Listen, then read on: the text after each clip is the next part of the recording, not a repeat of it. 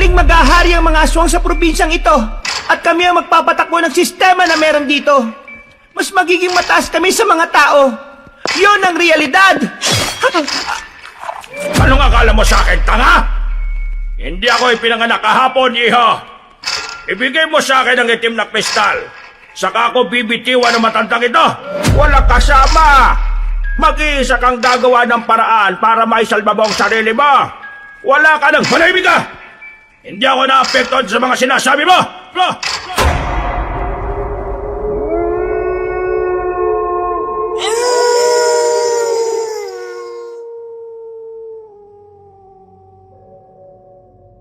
Ang kasaysayan ay parte ng nakaraan na nagsisilbing alaala ng isang mahalagang pangyayari sa ating buhay.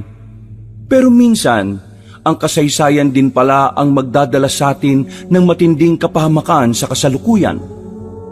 Pinagpalang araw po sa inyo, kabanong. Ganon din sa ating mga kabangers at mga kayanggaw. Ngayong araw, ikukwento ko sa inyo ang karanasan naming magkaibigan nung ako ay nasa Guimaras. Ang kwentong ito ay ang magpapatunay na hindi hadlang ang kakulangan sa kaalaman upang makapagligtas ng mga buhay. Ngunit sa kwento ring ito, naranasan namin kung papaano sisihin ng mga taong naging dahilan kung bakit kinailangan naming ilagay sa panganib ang aming mga sarili. Dito ko naranasan na maging matatag at tanggapin na para makamit ang kapayapaan, kailangan nating tanggapin ang ideyang maaring merong mawala sa ating mga minamahal. Ako po si Alonte, kabanong, mga kabangers at mga kayanggaw. Ito ang aking kwento.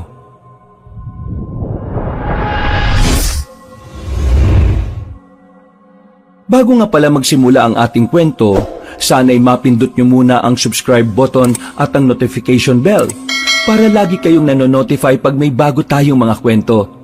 At huwag nyo rin kalilimutan mag-like at comment.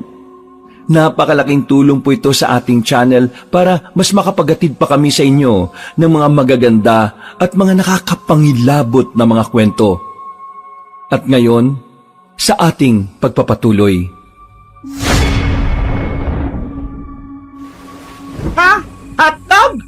Kung makapagsalita ka naman sa akin, akala mo naman kung sino ka magaling.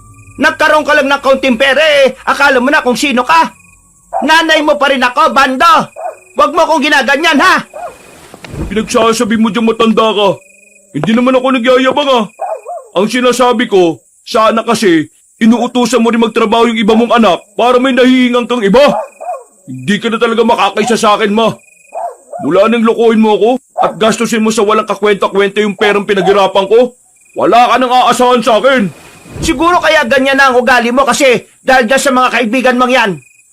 Masamang impluensya mga yan sa'yo Palibasa kasi mga wala ng pamilya mga yan kaya hindi nila alam ang pakiramdam na magkaroon ng pamilya. Huwag mo silang idadamay rito. Wala silang kinalaman dito. Pinagsasabi mong masamang impluensya. Yung dalawang yan pa nga ang nagsasabi sa akin na magtrabaho ako para mabigyan ko kayo ng pera Huwag niyo silang habakin dito Mas may ambag pa nga mga yan sa buhay ko kaysa sa inyo. Ba't wala ka talagang utang na loob kahit na kailan? Kapag sa ibang tao, ang bilis mong magbigay. Kasi yung ibang tao, ang bilis din nilang damayan ako kapag kailangan ko sila. Kayo, may halaga lang naman ako sa inyo kapag may pera ako Nakadiskarte lang ako ng pera. Akala mo kung sino na ako mayaman, hihingi ka na kagad ng 1,000. Anong akala mo? Akin yung kumpanya na pinasukan ko? Umi-extra nga lang din ako dun Extra? Kasi hindi ka nagtapos ng pag-aaral mo. Kaya ngayon, wala kang magandang trabaho. Kapal na ba na mukha mong isumbat sa akin yan? Baka nakakalimutan mong, kaya hindi ako nakapagtapos kasi umalis kayo ni Papa at naghiwalay. Ilang buwan nang nawala. Ako nagtrabaho dito sa bahay para magkaroon tayo ng pagkain. Ginawa ko yung kahit na nagtatrabaho ako. At alam mo anong nangyari? Nawalan na ako ng ganang pumasok. Kasi madalas pa akong hindi nakakapasok sa school kaysa maligo dahil sa kakatrabaho ko. Wala kang kwentang ina! Wala kayong kwentang magulang! Obligasyon yung bigyan kami ng magandang buhay noon Pero wala kayong naibigay kahit kaunti. Tapos ngayon magtataka ka kung bakit ganito ang buhay ko. Ang kapal naman ang mukha mo! Pre, tama na yan. Hindi pre, nakakapuno na eh. Ako na yung palaging lumalabas na masama kapag hindi ako nagbibigay ng pera. Ang alam ng mga kapitbahay tuloy, madamot ako. Sirang-sira na ako sa mga tao dahil dito sa matandang to eh. Hay, ang sakit mo naman magsalita. Kung alam ko lang na gaganyanin mo ako. Eh di sana ano? Sana pinalaglag mo na lang ako nung nandyan pa ako sa tiyan mo. Sana nga eh no? Para hindi ganitong buhay ang dinatnang ko. Para hindi ikaw ang naging nanay ko. Uy, pre. Noong mga sandaling yun, kabanong, tuluyan ang naiyak si Aling Pepang.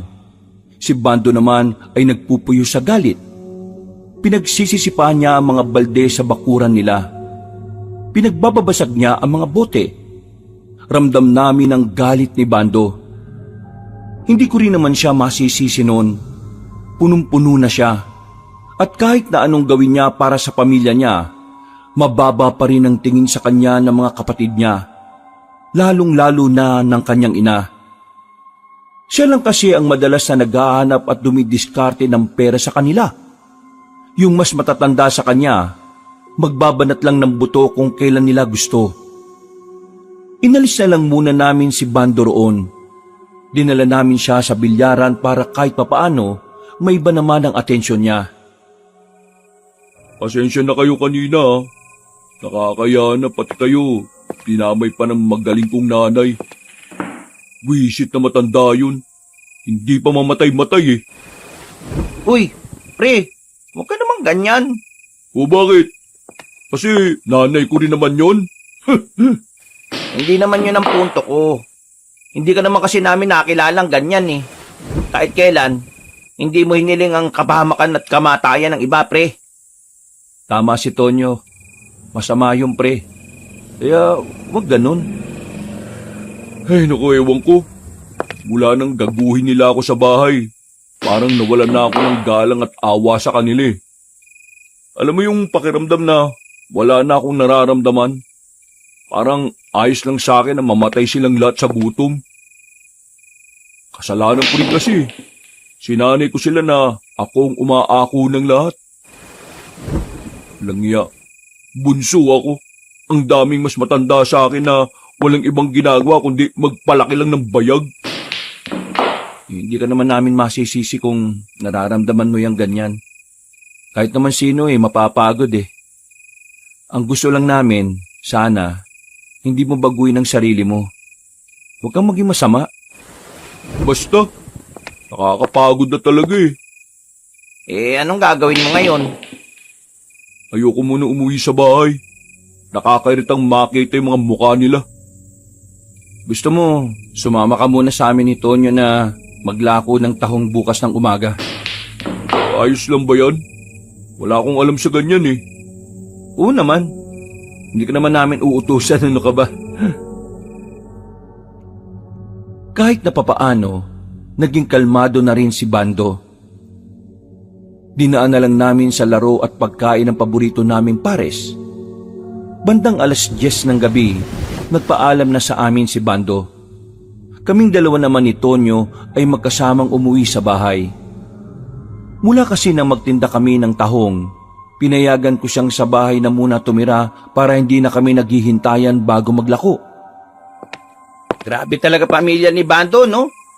Ang lalaki ng katawan ng mga utol niya. Ayaw magsipagbanat ng buto. May kasalanan din naman si pare kaya naging ganun yung sistema sa kanila. Sinanay niya eh. Kaya yung mga kapatid at nanay niya naging kampante. Pero hindi rin naman natin masisisi si Bando.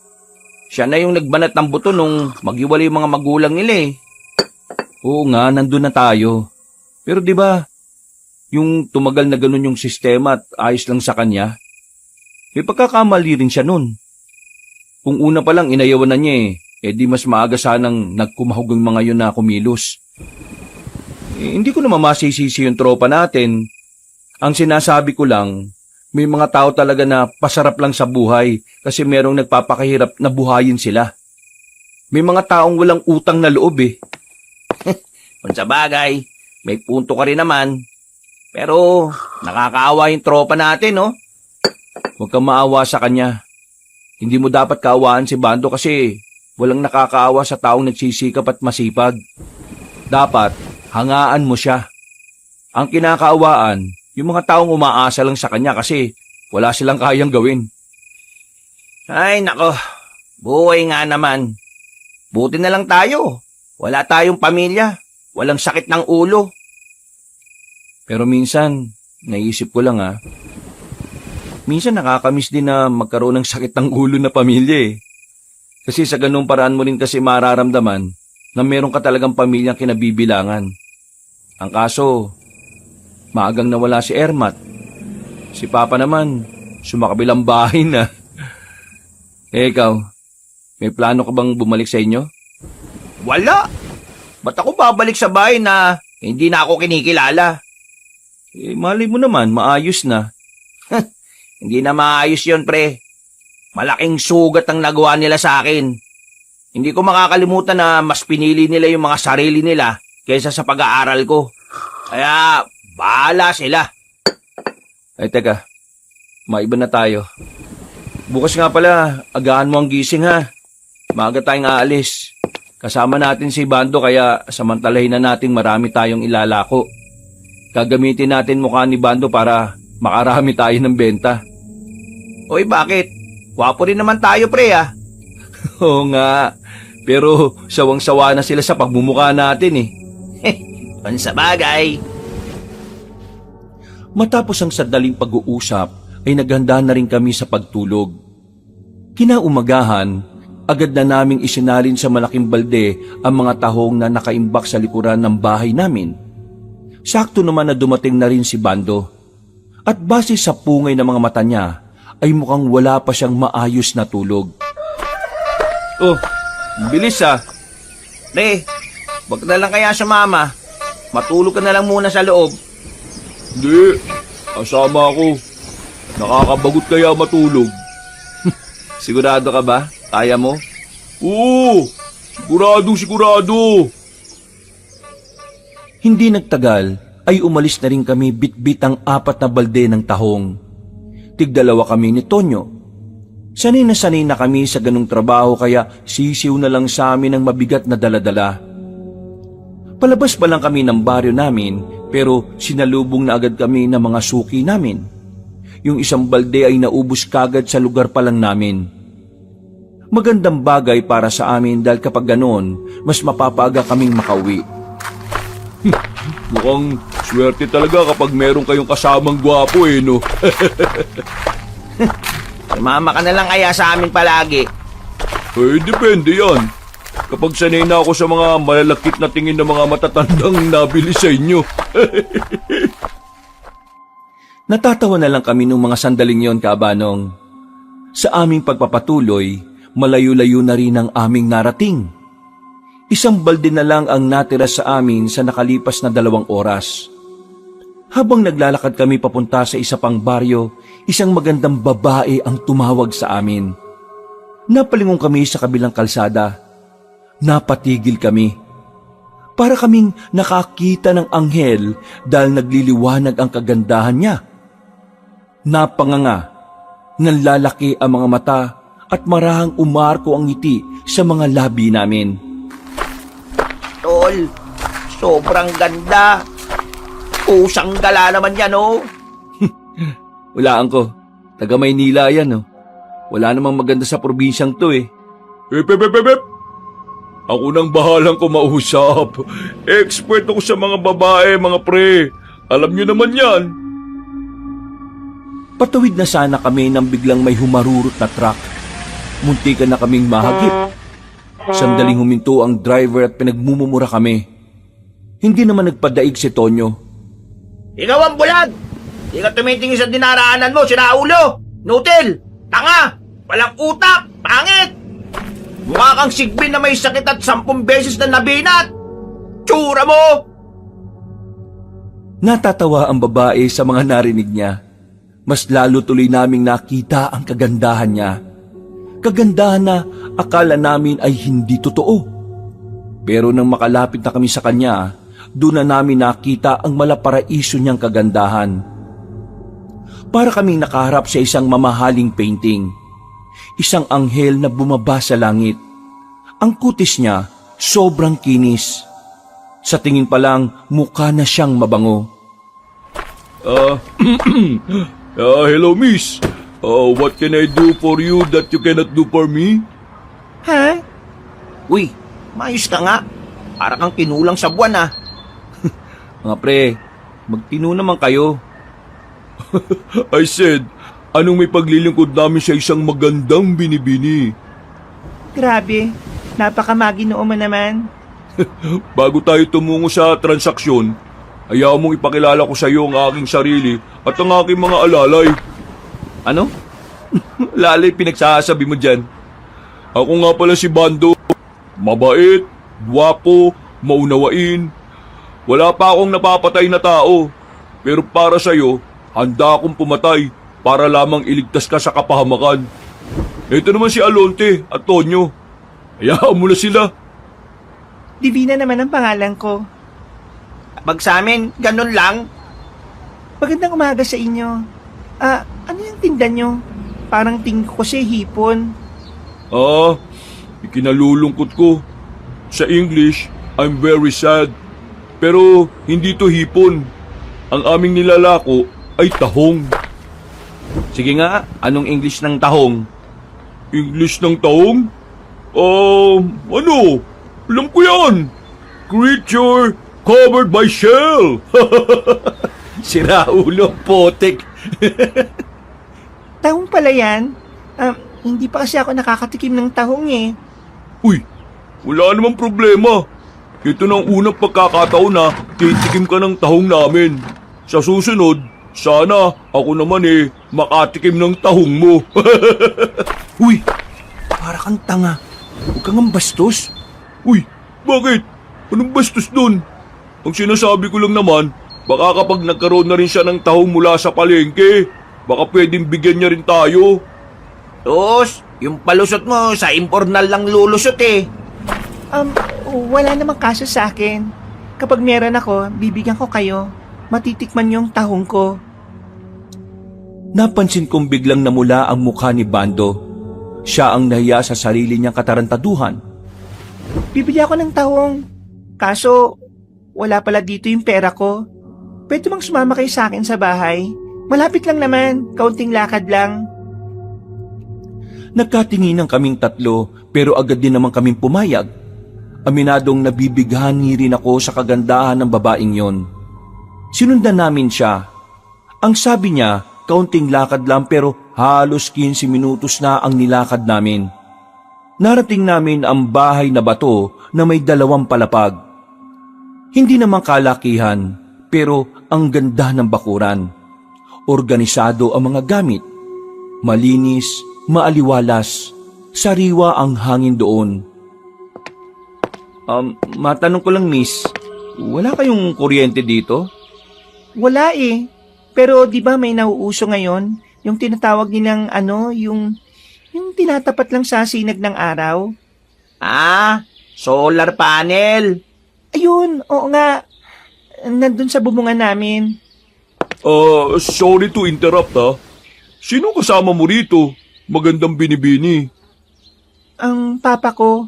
Pero madalas siyang wala dito dahil sa trabaho niya. Kaya ako lang mag-isa ngayon.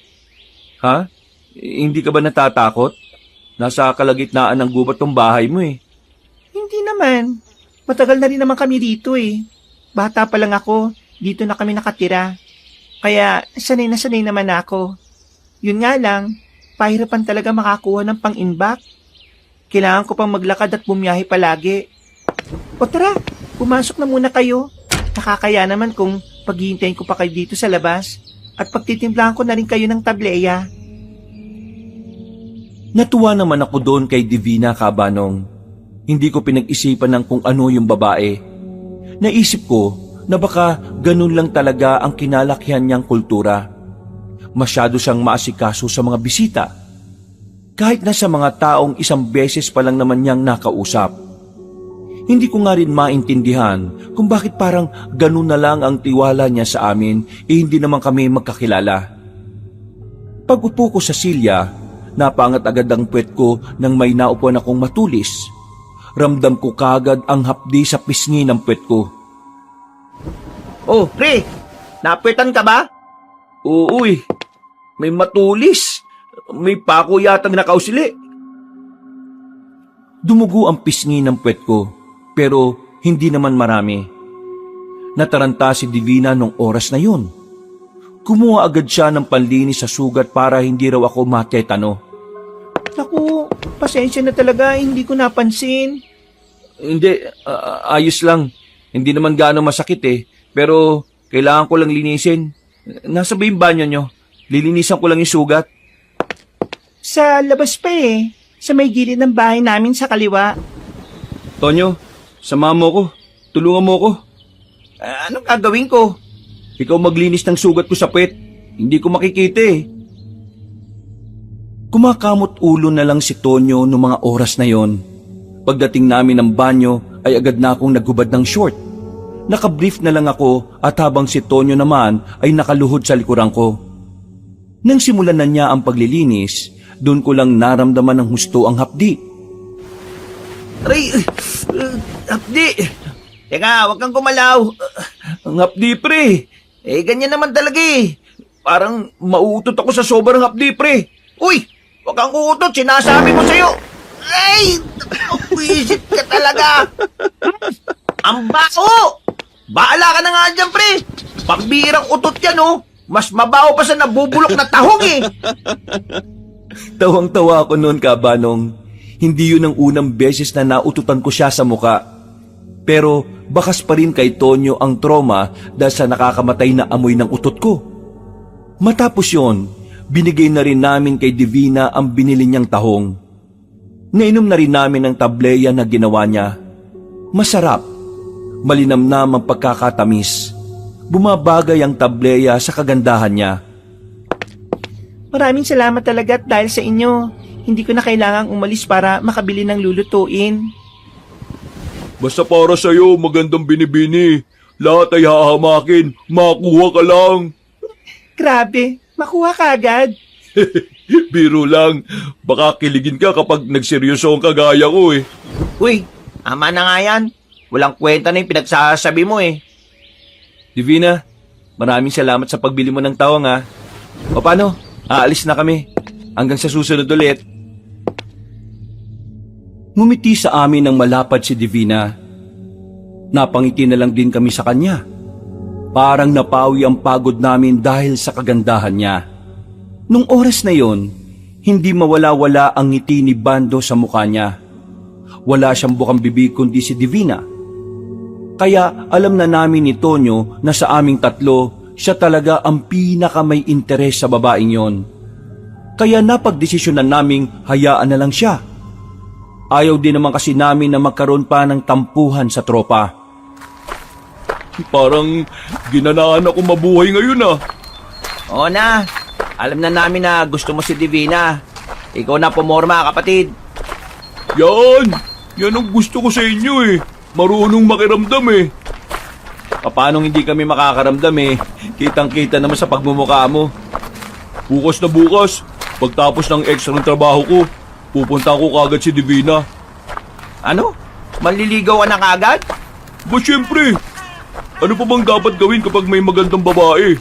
Di ligawan, bakuran, dahil baka makakuha pa ng iba. Pre, nakita mo naman, matinong babae si Divina Taong bahay lang. Baka naman birahin mo lang yung tao tapos magsawa ka na kaagad iwanan mo. Pare naman, alam ko naman yun. Ginagala ko si Divina Hindi siya kagaya ng iba na kalad ka rin. Irerespeto ko ang kanyang pagkababae.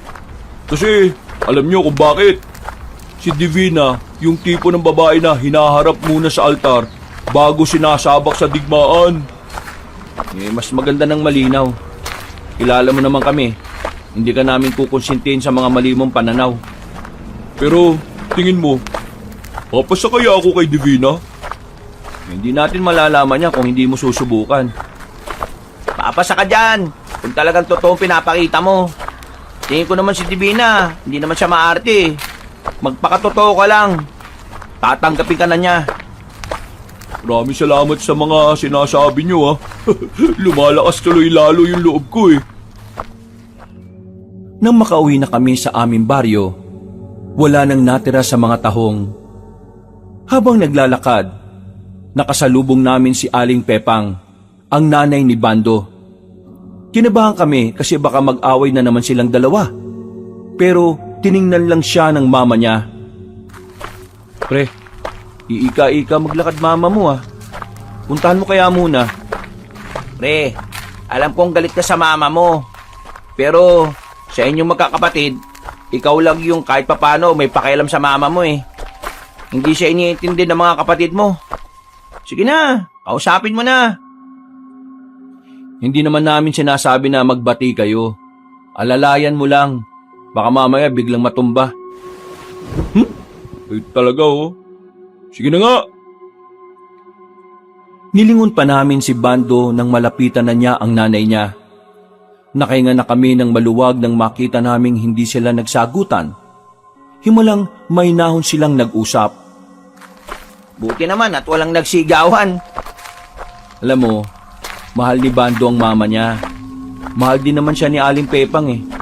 Sadyang mataas lang ang mga pride nila. Wala ni isa sa kanila ang gustong umamin ng mga pagkakamali nila sa buhay. Napapailing na lamang ako, Kabanong, at pinagpatuloy na lang namin ang paglalakad. Pag-uwi namin ay agad na kaming nagluto ng para sa tanghalian. Naging maayos naman ang mga sandali namin. Nakaramdam kami ng antok matapos kumain. Nang makatulog si Tonyo, palihim akong nagtungo sa silong ng bahay namin. Merong sikretong pintuan doon at merong hagdanan pababa. Mula nang tumira sa akin si Tonyo, hindi ko pa yun sinasabi sa kanya. Ang underground kasi na yon ay isang sikretong lugar ng lolo ko. Meron siyang tinatago doon na kahit ako, hindi ko alam kung ano. Basta nung bago siya mamatay, sinabi niya sa akin na kahit na kailan, walang makakaalam ng lugar na yon, kundi ako lang. Hindi ko alam kung bakit, hindi ko alam kung ano ang iniingatan niya roon. Natakot lang ako sa huling sinabi niya noon na kapag nawala roon ang bagay na dapat naroon lang, maraming mapapahamak. Binuksan ko ang ilaw sa ilalim, Kabanong. Nang maging maliwanag na, nakita ko kaagad ang larawan ni Lolo na nakadikit sa pader. Sa gilid, naroon naman ang mga kagamitan niya. Mga simpleng damit lang na pang sinauna. Pati na rin mga itak na ginagamit niya noon sa pagsasaka. Lo, hindi ko alam kung anong meron dito. Pero huwag ka mag-alala. Iingatan ko to palagi. Pre, ano to? Kinabahan ako nang marinig ko ang boses ni Tonyo. Akala ko tulog siya kaya hindi ko inaasahan na susunod siya sa akin. Hindi na ako makagawa pang magpalusot ng mga sandaling yon. Sinabi ko na rin sa kanya para maintindihan niya na sikretong lugar yon ng lolo ko. Pre, ngayon ko lang sasabihin sa iyo to ha. Bawal kasi talaga base sa lolo ko. Pero mapagkakatiwalaan naman kita eh. Kaya siguro dapat alam mo rin. Pre, hindi ko talaga alam kung anong meron dito eh. Pero kailangan ko raw itong itago sa mga tao. Kaya ba, tinanggihan mo yung malaking offer ng negosyante nung nakaraan para bilhin tong lupa nyo? Oo, ito ang dahilan. Pero hanggang ngayon, blanco pa rin sa utak ko yung lahat. Si Lolo naman kasi, hindi man lang sinabi sa akin kung bakit bago man lang siya nawala, di ba? Di sana, hindi sumasakit ang ulo ko kakaisip ngayon. Base sa kwento mo, mukhang may hiwaga rito, pre. Hiwaga? Paanong hiwaga? Yung lolo mo ba, hindi ba siya naging miyembro ng mga kulto-kulto na yan? Ha? Buang, bakit naman magiging miyembro ng ganun si Lolo? Kaya nga nagtatanong lang muna ako eh. Hindi nga, walang ganun si Lolo. Samahan na mga albularyo, yung mga ganyan. Hindi rin. Sa tagal namin magkakasama sa iisang bahay nun, hindi ko siya napansin na kasali si Lolo dun. Basta, tipikal na matanda lang din naman siya. Ayun lang. Malabo mo talaga malaman kung anong meron dito. Ang papa mo ba? Alam ba niya to? Isa pa yun. Wala naman pakialam yung kay Lolo eh. Si Mama sana. Ang kaso nga lang, wala na si Mama. Siya yung anak eh. Baka may alam siya. Yung mga kapatid ng mama mo, baka may alam. Hindi ko naman sila kilala eh. Huwag ka magkalala, pre. Safe tong sikreto mo na to sa akin. Sigurado ka ha? Kapag may ibang nakaalam nito, ikaw lang ang sisisihin ko. Kailan ba ako nagkwento sa iba ng mga sikreto mo? Yung dating ang hinalikan ka ng matandang bakla, hindi ko na nga pinagkalat eh. Uy, bisit ka. Talagang pinaalala mo pa ha? Tara na nga, sasara ko na to. Umakyat na lang kami ulit at sinara ko yun, Kabanong. Napabuntong hininga na lang ako dahil hanggang sa mga sandaling yon, hindi ko pa rin maisip kung ano ang dapat kong protektahan sa underground ni Lolo. Mabilis na sumapit ang kinagabihan. Kumagat na rin ang dilim sa paligid. Pagkatapos ng hapunan, lumabas kaming dalawa ni Tonyo para magpunta sa bilyaran. Habang naglalakad, naramdaman ko na parabang merong sumusunod sa amin. Makailang beses akong lumingon at tuminto. Ano bang problema, pre? Kanina ka pa, hinto ng hinto ah. Hindi mo ba nararamdaman? Nararamdaman ng alin? Parang may sumusunod sa atin eh. Ha? Wala naman ah. Baka guni-guni mo lang yun. Meron talaga akong nararamdaman. Parang gumagalaw kanina dun sa bandang yun, no? Yung halaman ng tinutukoy ko, ah. Yung halaman ng tinutukoy mo? Gumagalaw? Sumusunod yung halaman sa atin? Para namang siraulo kausap to. Ibig kong sabihin, parang dun sa halaman, nagtatago yung sumusunod sa atin. Wala naman, pre. Baka kulang ka lang sa tulog, ah. Hindi ko alam. Hayaan mo na nga. Napapailing na lang ako, Kabanong. Pero sa kaloob-looban ko, ay sigurado kong meron talaga akong naramdaman. Hindi lang talaga siya basta guni-guni lang. Nang marating namin ang bilyaran, ay inabutan namin doon si Bando. Kakatapos lang makipagpustahan. Nakangiti ang loko. Mukhang nanalo sa mga nakalaban niya. Oh, wala na. Late na kayo ng dating. Nasaksihan nyo sana kung paano ko nilampaso yung mga dayong mayayabang. Iyak eh. Panalo ka pala, di malibre ka naman. Sus, yun lang pala. Mangking, 2 soft drinks at paluto na rin ng pansit canton para sa 2 tunay at tapat kong kaibigan. Kumusta yung usapan niyo ng mama mo? Nag-away na naman ba kayo? Ayun, ayos lang. Tahimik, payapa. Di nga ako sanay eh. Ano bang nangyari sa mama mo? Bakit ganun lumakad? Huminga ng malalim si Bando. Nakita namin na parang medyo naluluha siya. Biglang nawala ang ngiti niya. Tinapi ko na lang siya sa balikat. Walang yapre. Masama ba ako? Bakit ko ito nararamdaman? Nakukonsensya kasi ako kay mama eh. Naaksidente kahapon nung sinubukan niyang umextra sa palengke. Pakiramdam ko tuloy kasalanan ko eh. Bakit kaya ganun no? Sinabi ko lang naman yung totoong nararamdaman ko sa kanya eh. Bakit parang ang sama-sama ko na? Kasi pre, hindi ka rin sanay na nakakapagsalita ka ng ganun. Kilala ka namin. Mas mahaba pa sa tuy-tuy mo yung pasensya mo. Hindi ka naman masama pre. Nakukonsensya ka kasi hindi ka rin sanay na yung mama mo nagpapakahirap. Pero kasi pre, matanda na mama mo eh. Yung mga kapatid mo ang dapat kumilos, hindi si Aling Pepang. Wala kang kasalanan, pre. Biktima ka lang din naman ng katamaran ng mga utol mo eh. Salamat ah. Pero pre, kunin nyo na yung soft drinks. Nangangalay na si Mangking eh. Kanina pa inaabot sa inyo. Baka ipalo pa yung bote sa ulo nyo. Ay, pasensya na po, Mangking. Napuno ng tawanan ng mga sandaling yon, Kabanong. Pero naging malalim ang pag-uusap namin ng mga oras na yon.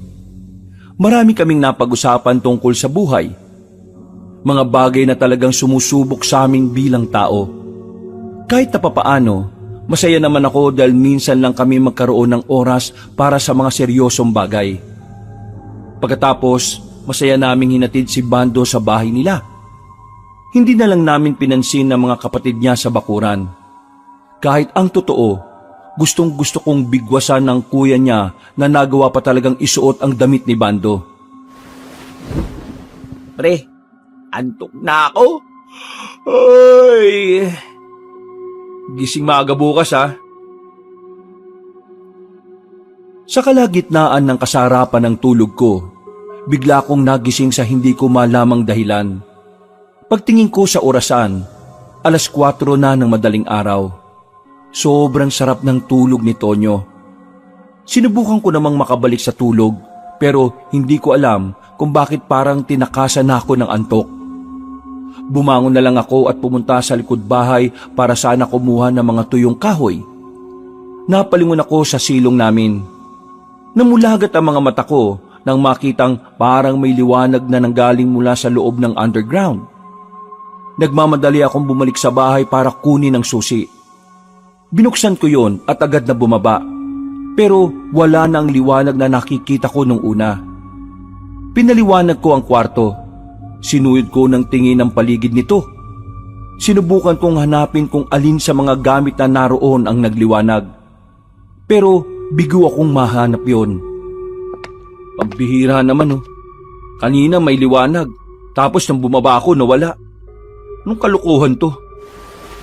Lo, magparamdam ka nga at ituro mo sa akin kung saan nagbula yung liwanag. Sandali akong nanahimik habanong, pero wala namang nagparamdam. Napabuntong hininga na lang ako. Sabay upo na nasa gilid na upuan. Ay nako, baka mamaya guni-guni ko lang talaga yun.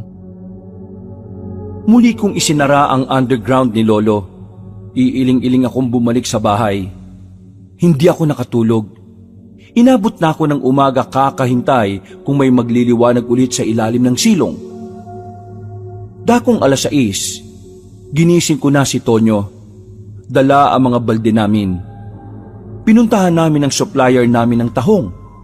Hindi naman yung kalayuan sa baryo namin kaya nakarating kagad kami. Pagkatapos, rekta agad kami sa paglalako. Pansamantalang nawala sa isipan ko ang nakita ko sa silong. Itinuon ko na lang ang atensyon ko sa paglalako ng tinda naming tahong. Maayos naman ang bentahan namin ng mga oras na yon. Wala pang hapon, paubos na agad ang daladala namin. Nang maalala namin si Divina, pinuntahan namin ang bahay niya para bentahan siya ng tahong. Pagdating namin doon, nakita agad namin si Bando at Divina na nasa bakuran. Nakangiti silang nag-uusap. Para bang sobrang tagal na nilang magkakilala base sa lapit ng mukha nila sa isa't isa. Oh, mga pare! Wow! Sakto dating nyo! Nagmo-moment kami! Oh, may dala pa kayong tahong? Oo, nagdala kami ng tahong para sa'yo, Divina. Naisip kasi namin, bago gusto mong bumili.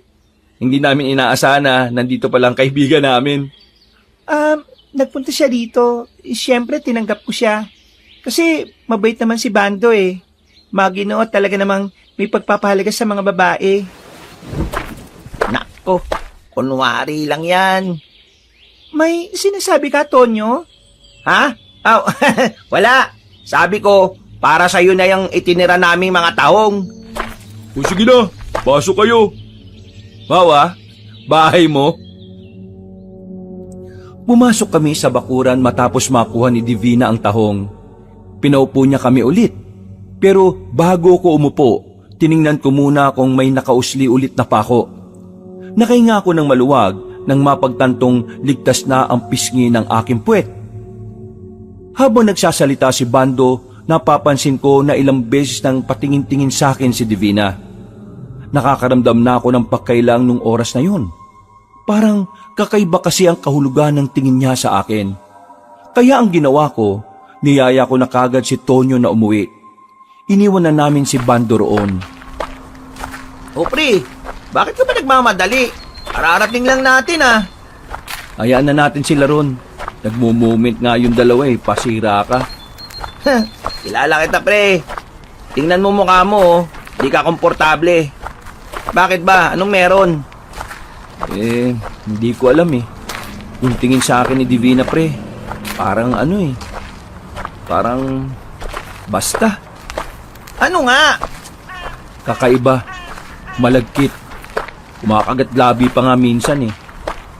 Para akong para niya akong inaakit pre. Putya. Baka ikaw trip ni Divina pre. Hindi nga pwede. Alam mo naman na gustong-gusto ni paring Bando yung babaeng yun. Anong magagawa ni Bando kung talagang ikaw yung gusto ng tahong ni Divina? Magtigil ka nga. Hindi ko siya papatulan, no? Baka magkasira pa kami ni Bando. Hindi na tayo babalik doon, pre, ah. Ayoko na magkaroon ng... Umamin ka nga. Gusto mo rin, no? Hindi nga. Wala akong gusto. Pero hindi ko maintindihan, pre.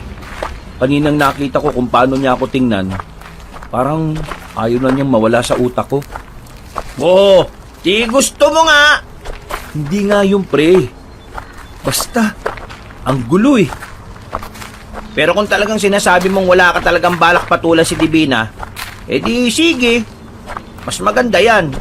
Alam naman natin na kaligayahan ni Bando yung babaeng yun eh. Bumuntong hininga na lang ako, Kabanong, hanggang sa makabalik na kami sa bahay. Patuloy pa rin gumugulo sa isipan ko si Divina. Kahit na anong gawin ko, hindi na siya mawala-wala sa isipan ko. Sinubukan ko na rin magbasa-basa ng mga magazine na may bold, pero si Divina pa rin ang naiisip ko. Hindi ko alam kung bakit, pero tingin ko parang kailangan ko siyang makausap ng kami lang. Makalipas ang ilang araw, hindi na kami dumaan sa bahay ni Divina kapag naglalako na kami ng tahong. Diretso uwi na kami at hinahayaan na namin si Bando. Pero sadyang ang panahon na mismo ang nagbibigay ng dahilan para mas lalo akong maguluhan. Pre, basahin mo tong headline sa dyaryo oh. O bakit? Ano bang meron? Basahin mo na lang. Isang lalaki na pauwi na sana sa bahay ang kamuntikan ng madukot ng aswang. Ha? Ano yan? Totoo ba yung balitang yan, pre? Bakit? Hindi ka ba naniniwala sa aswang? Naniniwala naman. Ang ibig kong sabihin, totoo bang aswang ang salarin? Minsan kasi yung mga balita sa mga dyaryo gawa-gawa lang eh. Sa bayan ko to binili. Malamang legit to. Kung totoo yan, di may mga aswang na pala dito.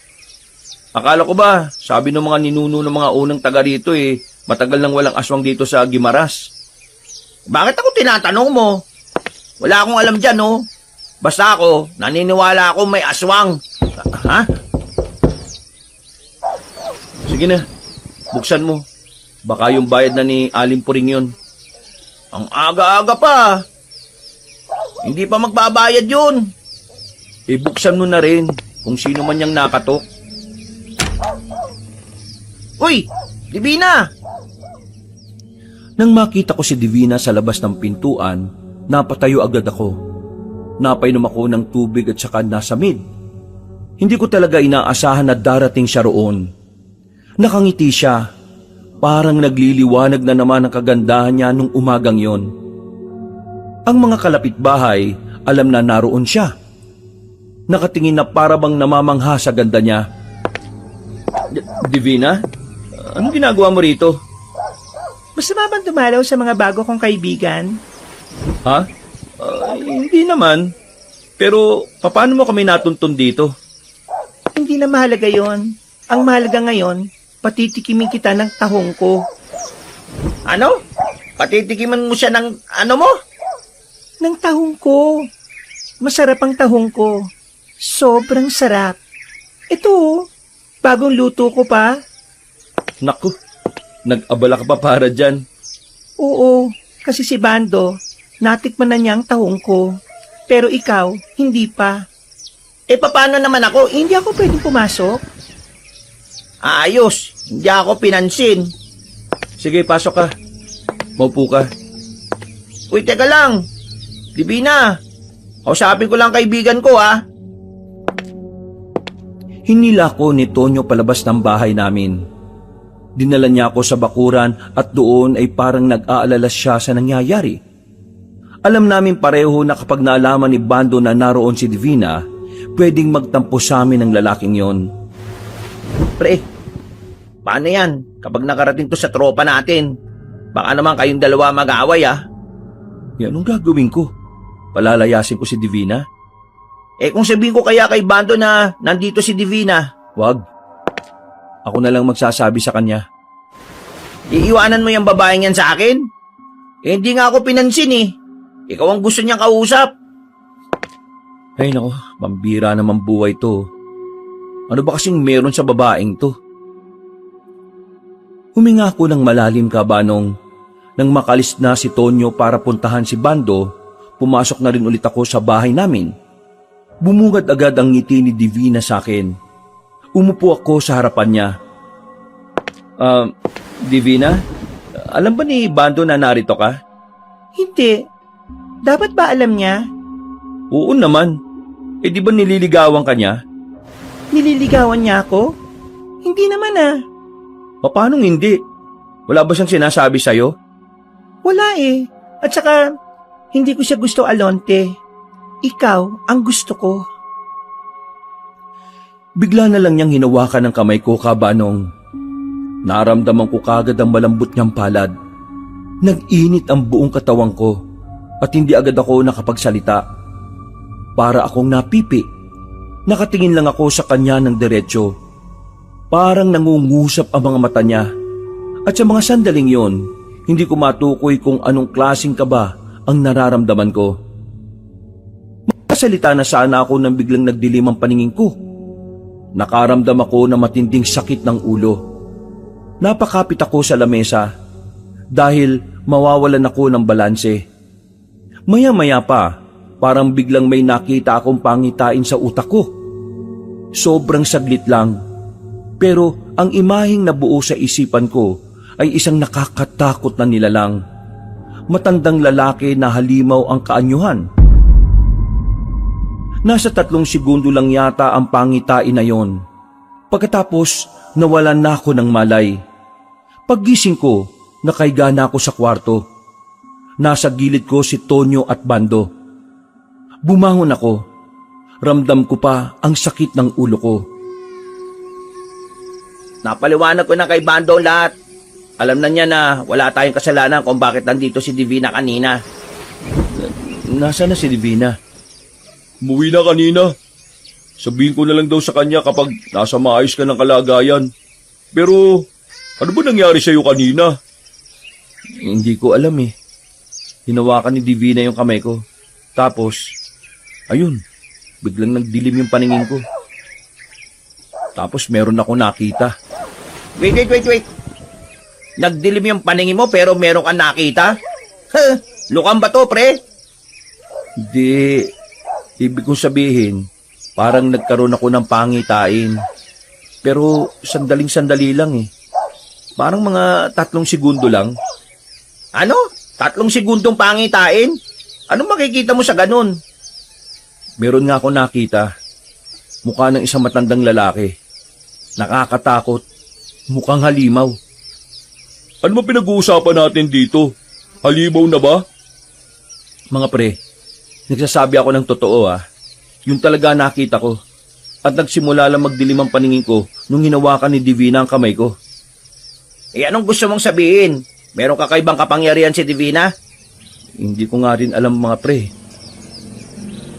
Umalis ka agad si Divina kanina eh. Sobrang nag-aalala sa'yo. Pero kailangan niya raw makabalik kasi baka raw maabutan siya ng tatay niya. Ngayon daw kasi ang balik eh. Bando, galit ka ba sa akin? Ha? Bakit naman ako magagalit sa'yo? Kasi parang ako yung gusto ni Divina eh. Eh ano namang magagawa ko kung ikaw nga yung gusto? Wala naman, di ba? Alanganin namang awayin kita. Masisira pa pagkakaibigan natin para lang sa isang babae na ngayon lang naman natin nakilala. Ayos lang sa'yo? Bakit? Liligawan mo ba? Hindi ah. Ayoko no. Nawiwirduhan ako sa kanya eh. Parang mahiwaga siyang dala. Alonte, hindi si Bando ang nagturo ng bahay natin. Kaya palaisipan ngayon, paano nalaman ni Divina itong tirahan natin? Yun nga. Isa pa yan sa ipinagtataka ko eh. Sa totoo lang, kaya ang dali kong mawala ng gana sa kanya kasi nawiwirduhan din ako kay Divina, mga pre. Ha? Bakit? Anong napansin mo sa kanya? Nung nandun ako sa kanila, yung pangiramdam ko, parang ang dami niyang hindi sinasabi. Kapag sinusubukan kong magkwento tungkol sa pamilya namin, parang lagi siyang umiiwas. Tapos, nung nasilip ko yung kwarto niya, sobrang gulo. May napansin lang akong kakaiba doon. Meron siyang parang santo, kasing laki lang ng balde, nakapatong sa ibabaw ng cabinet. Tapos, may sungay. Ha? Eh baka naman mahilig lang siya sa horror. Di ba ang sabi niya kanina, baka raw umuwi ang tatay niya? Sinundan ko siya sa kanila bago ako pumunta rito eh. Pero wala naman yung tatay niya. Pakiramdam ko talaga, mag-isa lang siya sa buhay. At yun ang nakapagtataka. Paano siya nabubuhay na mag-isa? Kasi kung may kasama siya, bakit yung silya sa sala niya? Meron dong naiiba na isa. Yung tatlo, silya sa labas. Ibig sabihin, mag-isa lang talaga siyang gumagamit ng hapagkainan nila. Yung tatlong silya, mga luma yun eh. Halatang pinasok lang nung nandun tayo. Hanip ah. Nakakapag-isip ka pa rin pala ng mga ganyan. O bakit? Anong kala mo sa akin, buang? Eh anong balak nyo ngayon? Ewan ko. Umiwas na muna tayo sa babaeng yon. Tingin ko eh, balak niya rin talagang pag-awayin kami nitong si Bando eh. Alam naman niyang magkababata kami nito tapos lalandiin niya ako. Eh bakit naman niya kayo pag-aawayin? Ano bang mapapala niya? Yun nga ang dapat nating alamin. Ako nang bahala mag-imbestiga sa kanya. Total, wala pa naman akong trabaho eh. Marami akong oras. Natapos ang usapan namin na yon pero masakit pa rin ng bahagya ang ulo ko. Hindi ko alam kung bakit at anong dahilan at nakakita ako ng masamang pangitain. Yung kasi ang unang beses na nangyari yun sa akin. Bandang hapon, gumaan na ang pakiramdam ko. Pero hindi pa rin ako masyadong kumikilos dahil may hilo pa ako ng kaunti. Naisipan ko na lang na puntahan ang lagayan ng susi ng underground. Pero pagtingin ko ron, nagtaka ako kasi wala na ang susi.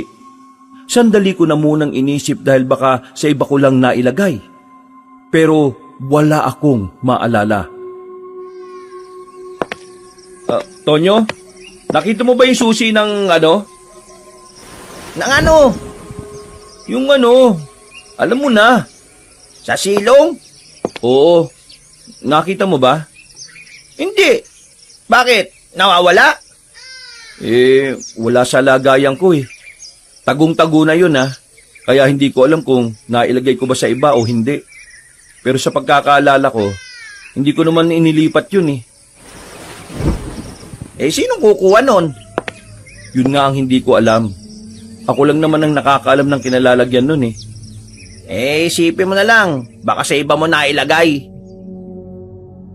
Noong hapong yun ay parang sumakit ang ulo ko kakaisip ka, Banong. Hanggang sa sumapit ang kinagabihan ay hindi ko pa rin mahanap. Ang hinala ko talaga, merong taong kumuha ng susi. At para makasigurado ako kung sino yon, naisipan kong abangan kung sino ang magbubukas ng underground. Sigurado ka talagang may kumuha nun? Oo nga, nararamdaman ko. Kaya aabangan natin kung sinong papasok sa silo ngayon. Nakatambay lang kami ni Tonyo sa likuran ng lalagyan namin ng mga malalaking balde. Mula roon, natatanaw namin ang ilalim ng bahay namin. Naglagay na rin kami ng mga pantunog para kahit kapag nasagi yun, madali naming malalaman na may tao na roon. Tumagal ng 1, 2, 3, at nag-4 na oras pa. Mag-aalas 11 na pero wala pa rin kaming napapala. Lalabas na sana kami nang marinig naming tumunog ang lata na nilagay namin doon. Dinampot ko na kagad ang palakol namin. Pagtapat namin ng ilaw doon, nakita namin na merong tao sa silong ng bahay namin. Hindi namin malaman kung lalaki o babae. Balot na balot kasi ang buong katawan. At nang maramdaman niya na nakikita namin siya, hindi siya gumagalaw. "Sino ka? Anong kailangan mo dyan? Ikaw ang kumuha ng susi, no?" Mukhang wala siyang balak sumagot, pre, ah. Dalihin na natin, baka mamaya magnanakaw pa yan. Kung hindi ka sasagot, mapipilitan kaming gawin to. Tonyo, manda ka na! Lalapit pa sana kami, pero nakita namin bigla na lamang gumapang ang taong yun paalis. Nabigla kami sa ginawa niyang paggapang. Hindi normal ang bilis nun. Nang habulin naman namin, laking gulat namin na makita namin siyang tumalon papunta sa itaas ng puno. Hindi na namin siya nagawa pang habulin. Nawindang kami sa nakita namin. Sa puntong yun pa lang, alam na namin agad na hindi normal na tao ang nagtangkang makapasok sa underground. Dahil sa nangyari, kumuha na lang ako ng panibagong kandado. Nang sa ganun mawala ng saysayang susi na hawak-hawak ng kung sino man yon. Hindi na rin kami nakatulog sa mga oras na yon. Pakiramdam kasi namin, anumang oras ay babalik ang nilalang na yon. Inabot na tayo ng umaga, pre. Hindi naman na siya bumalik. Mabuti nga yun Pero napapaisip ako anong klaseng tao yun? Anong kailangan niya sa underground na pagmamay-ari ng lolo ko? Kung sino man yung loko-lokong yun, hindi niya makukuha kung ano man ang kailangan niya. Pre, bili ka muna ng makakain natin. Ginutom ako O sige, dito ka lang magbantay ka Lumabas ako ng bahay. Papunta ako sa bakery para bumili ng tinapay nang biglang nakasalubong ko ang isang matandang puti na ang buhok. Nakasuot siya ng simpleng sandong puti na medyo luma na. Nakapantalon ng ngaong. Meron siyang daladalang maliit na bag na nakapulupot sa katawan niya. Nung una, akala ko wala lang. Pero tumingin siya sa akin at tumarang sa daraanan ko. Pwede ba magtanong? Teka lang, bakit kayo naninigaw? Tinatanong kita kung pwedeng magtanong. Huwag mo akong talungin. Ho? Ay, oo, pwede naman Nagtatanong na nga ho kayo Alam mo ba kung saan nakatira yung matandang si Rigor? Alam mo ba? Bakit niyo siya hinahanap? Sinabi nang huwag mo akong talungin dahil ako nagtatanong sa'yo. Lolo ko yung hinahanap niyo Ano bang kailangan niyo sa kanya? Ikaw ang apo niya. Nasaan ang bahay niya? Hindi ko sasabihin hanggat hindi mo sinasabi kung sino ka. Kaibigan ako ng lolo mo. Kaibigan? Wala siyang nabanggit sa akin na may kaibigan siyang taga-ibang lugar Ako si Eram. Magkasama kami dati sa isang samahan ng mga albularyo. Teka. Anong sinabi niyo? Hindi naman albularyo ang lolo ko Hindi naman talaga albularyo si Rigor. Pero naging alalay siya ng isang magaling na albularyo. Iho, kailangan mo makipagtulungan sa akin. Ano bang kailangan mo? At kung kaibigan ka talaga ng lolo ko, sige nga, patunayan mo. May lugar sa silong ng bahay ninyo. Ang lugar kung saan nakatago ang isang bagay na hindi pwedeng mapas sa kamay ng kasamaan. Sa sinabing niyang yun, Kabanong, ay tuluyan na akong nakumbinse na matanda. Sa halip na bibili ako ng almusal namin ni Tonyo, bumalik agad ako sa bahay. Pinakilala ko siya sa kaibigan ko. Naikwento na rin namin kay Mang Eram ang tungkol sa nangyaring pagtatangka ng kung sino na nakapasok sa underground. Bumaba kami roon. Binuksan namin ang ilaw. Napapatango si Mang Eram. Umupo siya sa gilid at nagsimula siyang ipaliwanag sa amin kung ano ang nangyayari. Ako at ang lolo Rigor mo ay magkasama noon. Alalay siya ng albularyo. Habang ako naman, baguhan pa lang ako noon. Pero ang tatay mo, parang mas nauna siyang dumating kesa sa akin sa kampo ng mga albularyo. Pinagkakatiwalaan siya ng nakararami. Lalo na nung sinasabi kong mabangis na albularyo. Nang mamatay ang albularyong yon dahil sa pag-atake ng mga aswang, meron siyang iniwan sa lolo mo. Isang maliit na kristal na pagmamay-ari ng mga aswang. Teka, bakit kay lolo? Ang dami namang albularyo doon, di ba? Isa pa, hindi naman albularyo ang lolo ko eh. Kagaya nga ng sinabi ko, pinagkakatiwalaan siya ng lahat. At ang mabangis na albularyo, naisip na sa kanya ibigay dahil nga hindi siya kagaya nila. Hindi may isip ng mga aswang na nasa isang normal na tao lang ang itim na kristal. Sa mga sumunod na araw, naubos sa mga kasamahan namin. Ako na lang ang natira. Dahil nang umatake ang mga aswang, wala ako ron. Siguro, maswerte lang talaga ako dahil nung araw na dapat pupunta ako sa kampo, pinigilan ako ng lolo mo. Dahil sa pagkalagas sa mga kasamahan namin, sinabihan ko ang lolo mo na itago ang kristal sa ligtas na lugar. Habang ako naman, nagtago ako dahil ako na lang ang nag-iisang miyembro na natira. Mula noon, hindi na kami nagkita ng lolo mo. Uli kong balita tungkol sa kanya namatay na siya dahil sa sakit. Mang Eram, sabihin nyo nga sa akin, ano bang gagawin ng mga aswang sa itim na kristal na yon? Ang itim na kristal ay siyang ginagamit ng mga aswang para makamta ng walang hanggang buhay. Matagal na nilang gustong maging immortal sa mundong ito, pero palagi silang napipigilan ng kabutihan. Kaya nga bago pa sila magtagumpay, kailangang masira ang kristal. Paano masisira? Hindi ko nga alam kung nasaan sa underground na to eh. Alam ko kung nasaan. Tumayo siya. Meron siyang dinukot sa ilalim ng aparador. Isang kristal na kasing laki lang ng tinitinda naming tahong. Pinakita niya yon sa amin. Itim na itim. Kumikinang ito kapag nagre-ritual ang mga aswang. Ang ritual na ginagawa nila para mapanatili ang hiwaga at kapangyarihan ng kristal na ito. Paano natin masisira yan? Alam ko kung papaanong isasagawa ang ritual na makakasira sa kristal na ito. Pero magagawa ko lang yon sa mismong kabilugan ng buwan. Isang delikadong oras para din sa atin. Lalo na ngayon, alam na nila na narito ang kristal. Sa kabilugan ng buwan, malakas at mabangis ang mga aswang. Kaya kailangan nating mag-ingat sa gabing yon. Kailan naman ang kabilugan ng buwan? 4 na araw mula ngayon. Kaya ihahanda niyo ang sarili ninyo. Mang Eram, gusto ko lang pong malaman kung may alam kayo sa nangyari sa akin. Bigla na lang kasing nagdilim yung paningin ko nung may bisita kami. Tapos, nagkaroon ako ng mabilis na pangitain. May matandang lalaki raw na pangit na muka. Hindi ba kayo yon? Mukha ba akong pangit, ha? Hindi po.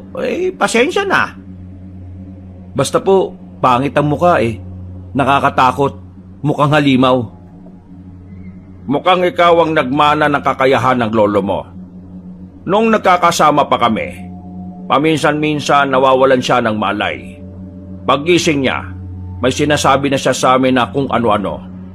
At karamihan sa mga sinabi niya, nagkaroon ng koneksyon sa mga nangyayari. Ang pagitain mo, isa lang ang nakikita kong ibig sabihin. Pinuno ng mga aswang ang nakita mong matandang lalaki. Grabe! Ngayong nalaman na natin ang lihim ng underground na ito, nagtitindigan ng mga balahibo ko, pre. Nakakatakot. Mang Eram, ano pong kailangan namin gawin? Natatakot ako na baka biglang bumalik yung nagtatangkang kumuha ng kristal. Hindi natin naalisin ang kristal dito. Hihintayin natin bumalik ang aswang na yon at papatayin natin siya. Kinabahan ako sa sinabi ng matanda kabanong. Naiisip ko pa lang na may makakaharap kaming aswang ay kinikilabutan na ako ng malala. Pagkatapos ng pag-uusap namin na yon, umalis na rin kami roon. Tinanggal ko na ang kandado na bago kong inilagay. Ibinalik ko ang luma para makapasok daw ang aswang at doon namin papaslangin sa loob. Nung oras na yon ay umalis na rin muna si Mang Eram. Babalik siya ng hapon. Kabaryo lang din namin siya, kaya kampante kaming kapag may nangyaring hindi maganda, mas mabilis siyang makakaresponde sa amin. Pre, kanina ka pa tingin ng tingin sa cellphone mong dipindot na yan ah. May hinihintay ka bang mag-text? Si Bando, hinihintay ko mag-text. Kasi sabi niya, kapag may nalaman siya tungkol kay Divina kukontakin niya kagad tayo. Parang hindi naman napunta si Bando dun eh. Nakita ko siya kanina dun sa bilyaran nanonood. Kanina pa yun, baka nakaalis na siya. Mabilis na dumaan ang mga oras. Sumapit na rin ang hapon. Bandang 4:00, nagulat kaming dalawa ni Tonyo nang biglang dumating na naman si Divina. May mga dala siyang prutas. Hindi na namin siya napigilan. Agad siyang pumasok sa bahay at niyakap ako ng mahigpit. Oh, bakit nandito ka na naman? Malamang, nag-aalala ko sa'yo. Hindi ba ako pwede mag-alala? Kahapon nagulat ako bigla ka nalang bumagsak. Hindi ko alam ang gagawin ko. Ayos na ako. Hindi mo na kailangan mag-alala. Kaya, pwede ka nang umuwi. Grabe ka naman. Naglakad ako ng malayo at nagdala nitong mga prutas. Tapos papalisin mo lang ako. Pre, di kaya masyado kang malupit sa kanya? Paupuin mo man lang. Pero, Oh, kaibigan mo na nagsasabi oo na. Sige na, maupo ka na. Pero mamaya umuwi ka na. Maggagabi na at hindi ka pwedeng tumagal dito. Alonte, sigurado ko bang ayos ka lang? Para kasing hindi Ayos na nga ako. Ang kulit mo naman Ang mabuti pa, timpla mo na lang ako ng kape. Sige, teka lang Iniwan ko na muna silang dalawa ni Tonyo. Nagpunta ako sa maliit naming kusina. Napansin ko roon ang isang maliit na lalagyan ng ulam. Tahong na sinabawan ng laman nun. Yun yung ulam na binigay sa akin ni Divina nung bago ko mawala ng malay. Binuksan ko yon. Napatakip na lang ako ng ilong ng umalingasaw ang masangsang na amoy. Pero nang tumingin ako sa lalagyan, wala namang tahong doon. Ang meron lang kulay itim na sabaw tapos yung laman na hindi ko alam kung ano. Mabilis kong tinakpan ulit ang pagkain na yon. Hindi na ako nagdalawang isip. Tinapon ko kagad sa basurahan. Magtitimpla na sana ako ng kape nang biglang tumunog ang cellphone ko. Tumatawag si Bando. Agad-agad kong sinagot ang tawag niya sa pagbabaka sakaling may malaman ako tungkol kay Divina. Hello, pre. O ano? Anong balita? Pre, kapag pinuntahan ka ni Divina, huwag mong hayaan na makalapit sa iyo Ha? Bakit? Anong meron? Nandito ako sa bahay niya, pre. Mula siya rito. Nagalungkat ako sa kwarto niya, pre. May mga nakita akong libro. Binasa ko yung laman at puro tungkol sa aswang yung nandun. May nakita rin akong picture sa loob ng cabinet niya. Larawan nila ng pamilya niya, pre. Mukha sila mga aswang, pre. Kaya kapag pinuntahan ka niya, huwag kang maniniwala sa mga sasabihin niya, ha? Pre, Hello, pre. Nandiyan ka ba? pre. Nandito sa bahay si Divina. Ay, tarantado. Paalisin niyo yan dyan. Bago pa magdilim. Baka mamaya kung ano pang gawin niya sa inyo. Bigla akong pinagpawisan ng malamig kabanong. Dumaloy ang kilabot sa buong sistema ko. Pasimple akong sumilip kay Divina. Nakatingin pa siya sa akin at nakangiti. Bigla ko nalang napagtanto na baka si Divina ang kumuha ng susi ko at siya ang nagtangkang makuha ang kristal sa underground. Ano pre? Diyan ka na lang? Sandali lang. Nag-iinit pa ako ng tubig. Nung mga sandaling yon, naiisip ko nalang lasunin si Divina. Pero kinakabahan ako ng malala. Hindi ko alam kung anong mangyayari pagkatapos nun. Natatakot ako na baka kapag ginawa ko yon, balikan ako ng ibang aswang. Kaya nung sandaling yon kabanong, nagtimpla lang ako ng kape. Hindi ko pinahalata kay Divina na meron na akong alam sa katauhan niya. Binalikan ko sila na dala na ang kape. Namumutla ka, Alonte. Ayos ka lang ba? Ha? Oo. Ayos lang naman ako. Sigurado ka ba, pre? Tinitigan ko ng matagal si Tonyo. Sinusubukan ko siyang senyasan pero hindi niya talaga ako magets. Nakailang oras akong tingin ng orasan. Isang oras pa bago dumilim, kaya naman nagpanggap na lang ako na masama ang pakiramdam para umalis na rin si Divina. Oh, saan ka pupunta? Sa kwarto, hihiga. Biglang sumama ulit yung pakiramdam ko eh. Pasensya na Divina, hindi kita maasikaso. Kailangan ko lang magpahinga. Ngumiti lang si Divina at mukhang naniwala naman siya kaagad. Pagpasok ko ng kwarto ko, naramdaman ko ang panginginig ng kamay ko. Ang bilis ng tibok ng puso ko.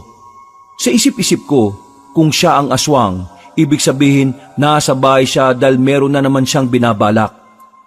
Gusto ko sanang lumabas para hanapin si Mang Eram, pero natatakot ako na baka makahalata siya at baka yung matanda naman ang mapahamak. Kaya naman, tiniis ko na lang ang mga sandaling yon. Makalipas lang naman ng ilang minuto, umalis na rin si Divina. Agad kong hinila si Tonyo papasok ng kwarto. Nagtataka naman siya kung bakit ganun na lang ang naging reaksyon ko. Pre, ano ba nangyayari sa'yo? Kanina sabi mo, masama pakiramdam mo. Tapos ngayon, mukhang ayos ka na. Pre, si Divina. Si Divina, wala na. Nakalis na. Bakit ba? Kanina nandito, ayaw mo namang harapin. Ngayon naman, hahanapin mo siya. Ang gulo-gulo mo naman ngayon, pre. Si Divina ang aswang. Eh di kung ganun, ha? Si Divina ang aswang? Tumawag sa akin si Bando. Nandun siya sa bahay ni Divina kanina. Marami siyang nalaman. Natuklasan niya ron ang tunay na katauhan ni Divina, pre. Si Divina ang aswang. Siya ang kumuha ng susi. Siya ang nagtangkang makapasok sa underground. Siya ang kukuha ng itim na kristal. Ay gagi. Mabuti na lang hindi mo kinain yung binigay niyang tahong, pre. May nabasa ako nun eh. Kapag kinain mo yung bigay ng isang aswang, magiging aswang ka na rin daw. Isa lang ang kinababahala ko ngayon. Si Paring Bando. Sana nakaalis na siya sa bahay ni Divina. Eh anong balak natin? Sasabihin ba natin to kay Mang Eram? Mas magandang malaman niya kung sino ang aswang. Pero itutuloy pa rin natin ang napag-usapan. Huminga ako ng malalim. Kahit na papaano, kalmado na rin ang kalooban ko. Ilang oras lang ang lumipas, muli na namang sumapit ang kinagabihan. Bumalik na rin si Mang Eram. Sinabi na rin namin sa kanya na may alam na kami kung sino ang aswang. Nasa loob lang ng bahay si Mang Eram. Dala-dala na niya ang mga gamit niya para pumaslang ng aswang. Kaming dalawa naman ni Tonyo, nakabantay lang kami kung kailan papasok ng silong si Divina. 8:00 pa lang noon, maaga pa, pero hindi namin inalis ang tingin namin doon. Si Bando kaya, kumusta? Hindi pa rin ba nagte-text sa'yo? Kung nasan man siya ngayon, ipagdasal na lang natin na sana nasa maayos siyang kalagayan. Matyaga kaming naghintay ni Tonyo roon. Kahit na nilalamo kami sa kinalalagyan namin ay wala kaming pakialam. Mga bandang 10:00 nakarinig na kami ng mga kaluskos. Humawak na kami sa itak. Hindi nagtagal, nakita na namin si Divina na lumabas. Marahan pa siyang naglakad papunta sa silong ng bahay namin. Sininyasan na namin si Mang Eram na nakadungaw sa bintana. Wala na siyang sinayang na pagkakataon. Nang masiguro naming nakapasok na sa underground si Divina, dali-dali na kaming sumunod doon. Kasama namin si Mang Eram na dala na ang pamatay niyang itak. Na ayon sa kanya, higit na nakamamatay ang itak na yon para sa ibang aswang. Ang itak na yon ay ginawa lang daw talaga para pumatay ng mga masasamang nilalang. Isang malaking pagkakamali na pumasok ka rito, iha!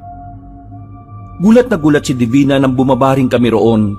Nanlalaki ang kanyang mga mata. Alam niyang ng mga sandaling yon ay pwedeng katapusan na rin niya. Wala kasing ibang madaraanan. Walang ibang malulusutan, kaya walang tsansa na makatakas pa siya. Kaya naman, bakas sa mukha niya ang taranta. Hinahanap mo ba ang itim na kristal, aswang? Ha? Anong kristal? Huwag ka na magkaila, Divina. Alam na namin ang lihim mo. Kaya pala, dikit ka ng dikit sa akin dahil lang sa itim na kristal na narito. Hindi ko alam ang sinasabi nyo. Wala akong alam dyan, Alonte. Wala kang ang may tatago sa amin. Nalaman na ni Bando ang katauhan mo. Isa kang aswang. Ikaw ang kumuha ng susi. Ikaw rin ang nagtangka nung una na makapasok dito. Planado mo lahat ng ito. Pati na rin yung unang pagkikita natin. Alam mong lolo ko nagtago ng kristal, kaya pinilit mo makadikit sa akin. Kinakaibigan mo ako at inaakit mo ako sa pagbabakasakaling ibigay ko sa iyo yun ng kusa. Pero malas mo. Kasi kahit mamatay ako, hindi ko yun ibibigay sa iyo. Ano ba pinagsasabi nyo? Hindi ako aswang. Kung hindi ka aswang, paano may papaliwanag sa amin na narito ka? Ano ginagawa mo rito? Hindi nakapagsalita si Divina. Patingin-tingin lang siya sa paligid. Hinahanap niya ang kristal pero nakalagay yon sa ilalim ng aparador. Umabanti si Mang Eram. Marahan namang umatras si Divina hanggang sa mapadikit na rin siya sa pader. Kumagat ka sa pain. Ngayon ay nasa bingit ka na nakamatayan. Wala ka nang magagawa rito. Wala ka na rin pagkakataon na mabuhay. Pero papipiliin kita, Iha. Mamamatay ka o ituturo mo sa akin kung nasaan pa ang iba mong kasama? Ano ba pinagsasabi nyo? Hindi ko kayo naiintindihan eh. Hindi ako aswang. Bakit ba ayaw nyong maniwala sa akin? Hindi ka aswang? Ay sige, patunayan mo nga sa akin ngayon. Dumukot ng asin si Mang Eram sa bulsa niya at isinabo yon kay Divina. Nang tamaan sa mukha si Divina, sigaw ito ng sigaw sa hapdi. Namula ang mukha nito na parabang napaso ng mainit na tubig. Aswang ka. Hindi ka pwedeng magkaila sa akin. Alam ko ang palatandaan ng mga kagaya mo. Kaya tatanungin kita ulit. Mamamatay ka o sasabihin mo sa amin kung nasaan pa ang ibang kasamahan mo? Magaling kayo. Hindi ko inaasahan na mga ikukulong nyo ako dito. Pero hindi. Wala kayong mapapala sa akin. Kahit na anong gawin nyo, hindi ko sasabihin kung nasaan ang mga kasama ko. Eh wala namang problema, Iha. Madali naman akong kausap eh. Sabi nga nila, hindi natin dapat pinipilit ang mga ayaw. Kasi baka pumayag. Ha? Ano raw? Kaya ihanda mo ang sarili mo ngayon, Iha. Ayaw ko sanang mabahiran ng dugo itong lugar ni Rigor eh. Pero wala akong magagawa kundi gawin ito. Mang Eram, magagamit natin siya. Huwag muna natin siyang patayin. Hindi. Pwede na natin siyang patayin. Kapag nalaman ng mga kasama niya na wala na siya, sila na mismong lalapit sa atin. Hindi na ako mahirapang hanapin sila. Lakas ng loob mo magsalita ng ganyan. Sino ka ba sa inaakala mo? Isa ka lang matanda na nagtatapang-tapangan. Inubos naming mga aswang ang mga albularyo noon. Kaya nasisiguro ko na wala rin kayong binatbat ngayon. Oo, mapapaslang mo ko. Pero hindi nyo na mapipigilan ang pagbabalik ng mga aswang. Darating na sila para kunin kung ano ang sa amin. Kung iniisip mo mangyayari yon, matulog ka na lang ng mulat. Hindi niyo makukuha ang gusto ninyo. Hindi ko hahayaan na magtagumpay kayo. Biglang lumapit si Mang Eram kay Divina. Hindi ito nagdalawang isip na hagupitin ng itak ang babae. Sinama si Divina sa braso dahil yun ang pinansalag niya. Lumaylay ang braso ni Divina. Masuka-suka si Tonyo nang makita ang sumisirit na dugo ng babaeng aswang. Magbabayaran mo to! Alam mo ba kung bakit gustong-gusto ng mga aswang sa gubat? Kasi malawak ang gubat. Sa malalawak sila, mas nakakakilos at mas malakas. Kaya ngayong narito ka, mukhang malabong magawa mo ang gusto mong gawin dahil wala kang lakas sa mga masisikip na lugar. Hindi kita mapapatawad! Alote, umusog kayo! Hinawi ko si Tonyo para dumistansya. Biglang umatake si Divina kay Mang Eram, pero hindi man lang natinag ang matanda. Nanatili lang yung nakatayo at parabang hindi man lang yung kinakabahan. Sanay na sanay siya sa mga ganoong eksena. Nang makalapit si Divina ay sinubukan niyang kalmutin si Mang Eram. Pero sa halip na makatama, siya pa ang nadali na matanda Tinarak ni Mang Eram ang itak sa balakang ni Divina. Sinipa ni Mang Eram si Divina para hugutin ang itak. Bumalandra naman siya sa pader. Wala na kami mapapala sa'yo. Kaya mas mainam lang mawala ka na lang din. Kahit na mamatay ako sa mga oras na ito, hindi sila titigil sa kung ano man ang nais naming mangyari. Magtatagumpay ang kasamaan. Muling maghahari ang mga aswang sa probinsyang ito at kami ang magpapatakbo ng sistema na meron dito. Mas magiging mataas kami sa mga tao. Yun ang realidad! Hindi na pinatapos pa ni Mang Eram si Divina sa pagsasalita.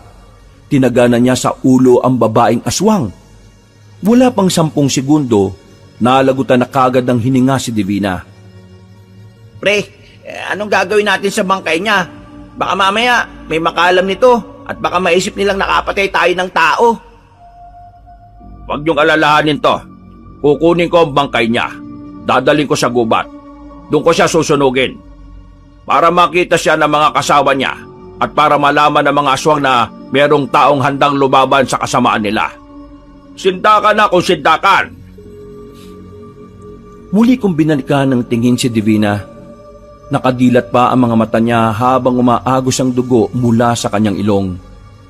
Nang lumalim ang gabi, kinuha na ni Mang Eram ang bangkay ni Divina.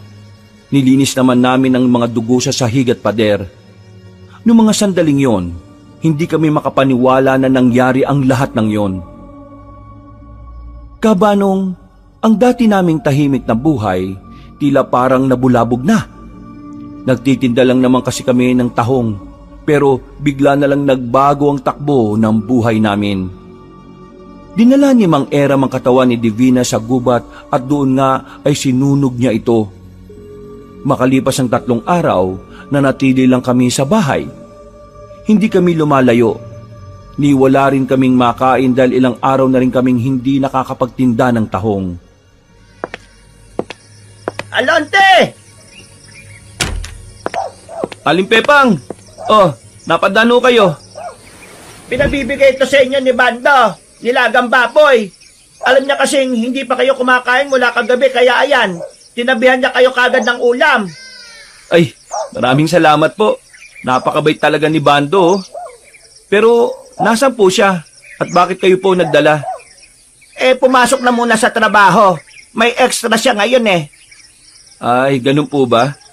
Mabuti naman po kung ganun. Ay, maraming salamat nga po ulit dito Kay Bando ka magpasalamat, hindi sa akin. Aling Pepang, hindi naman sa nangimasok sa inyong pamilya Pero, kumusta na po kayo?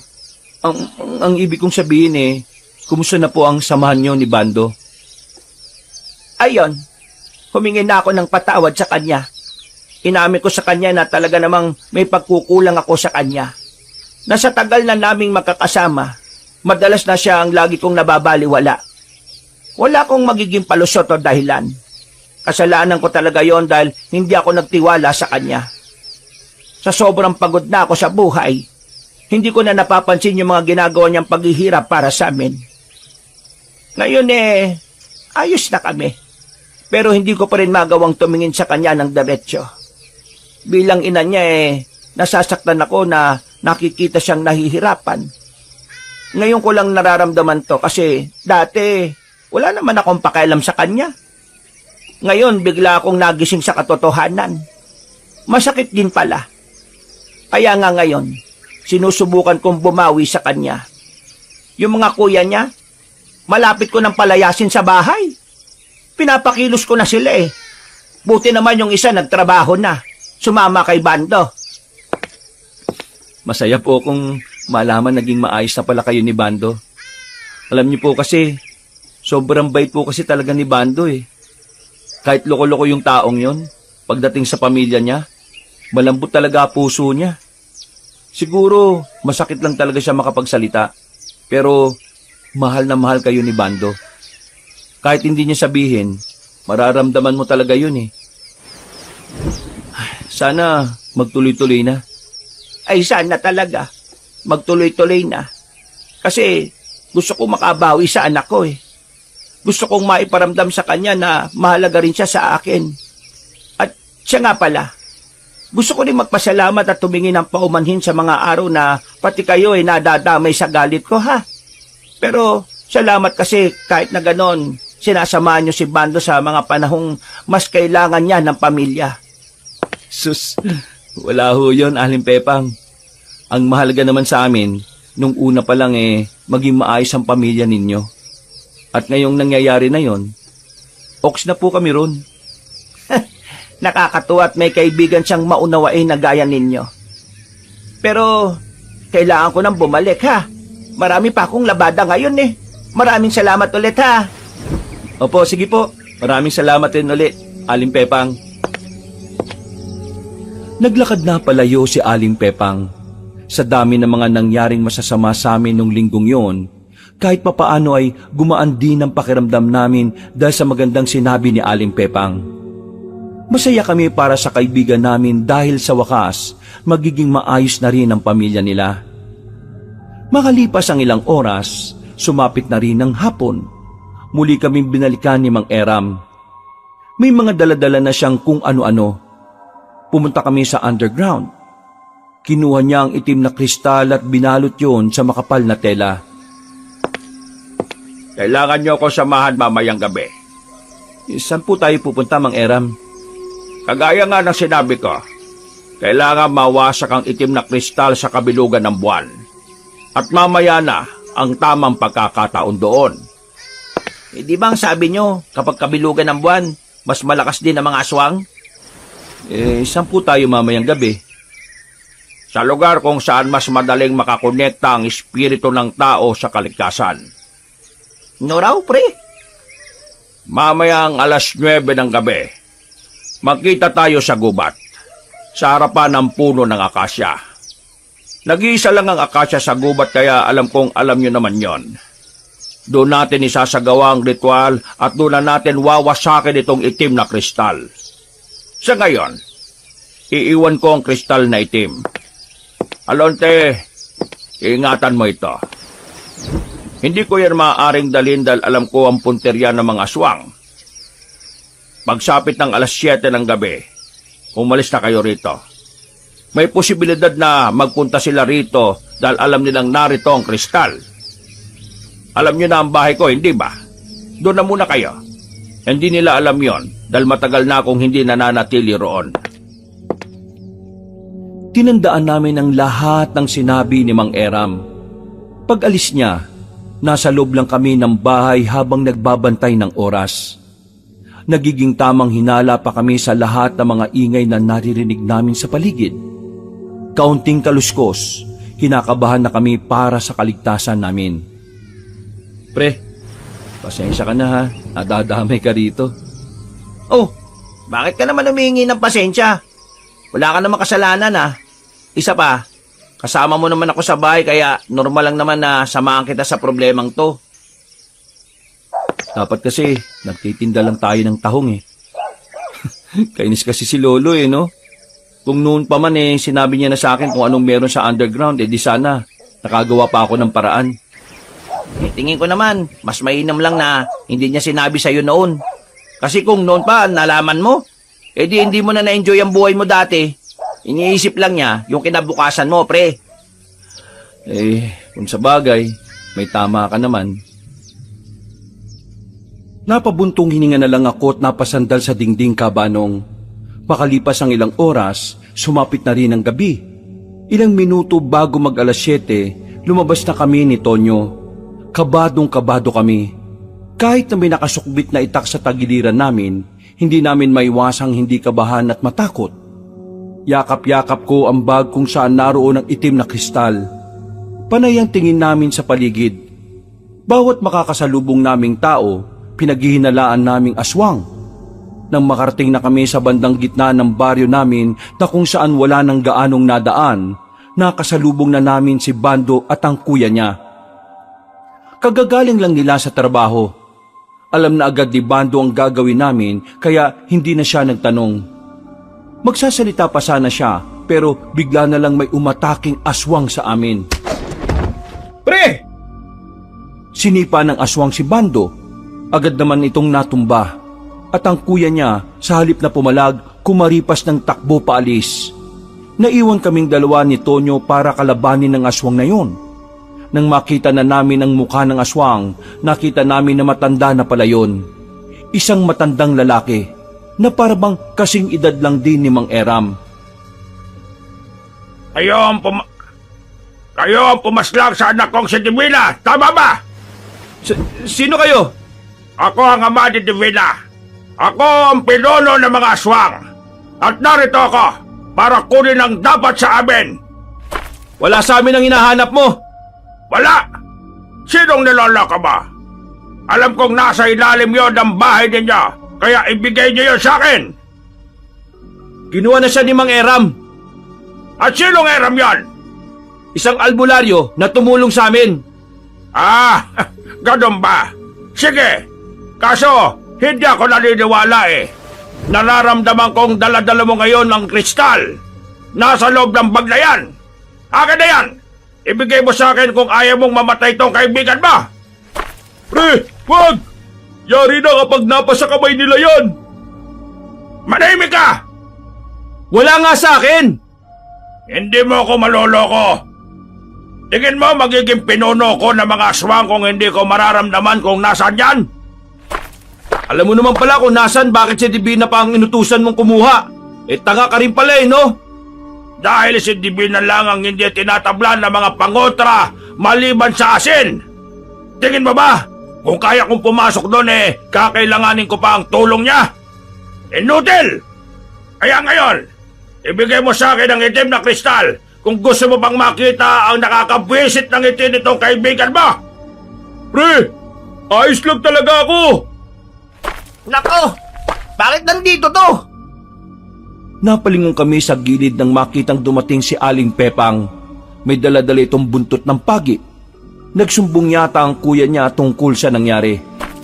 Ay! Layuan mo ang anak ka! Visit kang aswang ka! Ma! Huwag kang lalapit! Aling Pepang! Tumuloy lang si Aling Pepang. Hinagupit niya ng buntot ng pagi ang matandang lalaki.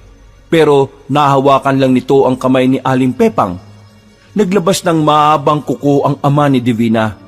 Tinutok sa leeg ni Aling Pepang at sa mga sandaling yon, mas lalong naging komplikado ang lahat. Para mas maganda at mas tensyonado, eto na lang ang gagawin nating kapalitan. Ngayon, papipiliin kita ulit. Ibibigay mo sa akin ang kristal na itim o mamamatay ang nanay ng kaibigan mo. Hindi na nakapagsalita si Bando noong mga oras na yon. Alam niyang pareho lang na mahalaga ang mga pagpipilian, pero nararamdaman ko sa kanya na kung siya lang ang masusunod, ang nanay niya ang dapat niyang piliin. Pero iniisip ko rin nung oras na yon na kung sakaling maibigay ko na sa matandang lalaki ang kristal na itim, magsisimula na rin silang maghasik ng lagim. Walang katapusang kasamaan ang magagawa nila dahil malaki ang tsansa na maging immortal ang mga aswang. Maikli ang pasensya ko. Hindi ako kagaya ng anak ko na maraming pasakalye. Kapag sinabi ko, gagawin ko yon. Kaya ito na ang huling beses na magtatanong ako. Itong matandang ito, o ibibigay nyo sa akin ang itim na kristal? Kung ano man ang sinasabi ng isang ito, huwag niyong ibibigay. Wala na akong pakialam kung ano mangyari sa akin. Matanda na ako. Kaunting buhay na lang ang meron ako sa mundo. Kaya wag niyong ibibigay ang kailangan niya. Manahimik ka! Pero ma, ngayon na nga lang tayo nagkasundo ulit Hindi ko kayang mawala ka. Bando, ang mahalaga, napatawad na natin ang isa't isa. Kaya ayos lang ako. Alagaan mo mabuti ang sarili mo, ha? Huwag mo nalang intindihin ang mga kapatid mo. Hayaan mo silang matuto sa mga sarili nila. Ang dami niyong dada! Papatayin ko na to! Sandali lang! Ano? Ibibigay mo na ba sa akin ang kailangan ko? Ibibigay ko ng itim na kristal. Pero bitiwan mo muna si Aling Pepang. Anong akala mo sa akin, tanga? Hindi ako ipinanganak kahapon, iho. Ibigay mo sa akin ang itim na kristal. Saka ako bibitiwan ng matandang ito. Wala akong tiwala sa iyo Mas lalong wala akong tiwala sa isang tao na isa sa mga pumatay sa anak ko. Alonte, Wag! Ano ibibigay? Malahimik ka! Visit ka! Pre, anong gagawin natin? Baka mamatay si Aling Pepang. Inuubos mo talaga ang pasensya ko, bata! Tutuluyan ko na to! Wag! Eto na! Ibibigay ko na nga! Alam kong mas malaking kaguluhan na mangyayari sa oras na makuha na ng matandang aswang ang itim na kristal. Pero noong mga oras na yon, kahabanong, hindi ko rin kayang isipin ng magandang simula na mag-ina ay sa akin din magtatapos. Kaya naman, mas pinili ko si Aling Pepang. Mas ginusto kong kahit minsan lang maranasan nilang mahalin ng isa't isa. Marana kong lumapit sa matandang aswang. Dinukot ko ang itim na kristal sa bag ko. Kaliwaan! Iaabot ko to sa'yo. Ilapit mo sa akin si Aling Pepang. Hindi nagsalita ang matandang aswang, pero nakatingin lang siya sa akin ng masama. Sumunod siya sa usapan. Nang iabot ko na sa kanya ang telang itim kung saan naroon ang kristal, sa kanya tinulak sa akin si Aling Pepang. Binuklat niya ang tela at nakita niya roon ang itim na kristal. Ngumiti siya ng malapad, pero mga ilang sandali lang nawala ang ngiti niya nang meron siyang mapansin sa hawak-hawak niya. Ginagago mo ba ako? Ha? Anong sinasabi nyo? Ayan na nga ang kristal na itim eh. Ano pang kailangan nyo? Hindi itong itim na kristal! Peke ang ibinigay mo sa akin! Eh yan yung galing sa silong ng bahay namin eh. Yan ang matagal nang nakalagay sa ilalim ng aparador sa underground namin. Wala na akong ibang hawak na kristal. Hindi itong totoong kristal na itim! Hindi! Ipinakita niya sa amin kung papaanong dinurog niya lang ang itim na kristal gamit ang kanyang kamay. Nanlaki ang mga mata ko sa kaba. Hindi ko alam kung ano ang nangyari. Sa pagkakaalala ko, yun lang ang binigay sa amin ni Mang Eram. Unti-unting nagbagong anyo na matandang aswang. Humaba ulit ang kuko niya. Nagbago ang mukha niya. Naging kulubot at namumula na ang kanyang mga mata. Napapatras na kami nung oras na yon. Kahit na may daladala akong itak, hindi ko magawang magtiwala roon. Malambot ang pagkakahawak ko sa tanging sandata na dala ko ng dahil sa kaba. Niloko mo akong lalaki ka! Humanda ka ngayon sa akin! Napatingin ako sa itaas. Bilog na ang buwan.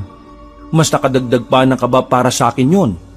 Lalo na kapag naiisip ko na ang gabing yon ay para talaga sa mga aswang. Ilabas mo ang tunay na kristal! Ilabas mo! Wala na akong ilalabas. Yan na lang ang meron ako dito eh. Wala na akong pakialam sa sasabihin mo! Papatay na kita ngayon! Kayong apat! Akmang lalapit na sana siya sa amin nang biglang may pumukol na palaso sa kanya. Nailagan niya yon, pero ang pangalawang palaso ay tumama na sa kanyang braso. Dahil doon, napatras siya at hinanap niya kung saan nagmumula ang tumira ng palaso. Sa gilid, doon namin nakita si Mang Eram. Kalmado, mahinahon at tila normal lang para sa kanya ang nangyayari. Ha? Sino ka? Ako ang kasamahan ng mga albularyong pinaslang nyo noon. Hindi ka magtatagumpay ngayon. Hindi matutupad ang pangarap yung maging immortal. Muling pinukulan ni Mang Eram ng palaso ang aswang. Nakailag na yon sa mga sumunod na pagkakataon. Akmang lalapit pa sana siya kay Mang Eram nang biglang makaramdam ito ng kakaiba sa katawan. Anong nangyayari sa akin? Hindi ka na makakagalaw ng maayos kaya mas madali na kitang mapapasla ngayon. Tila bagsak ang kalahating katawan ng aswang.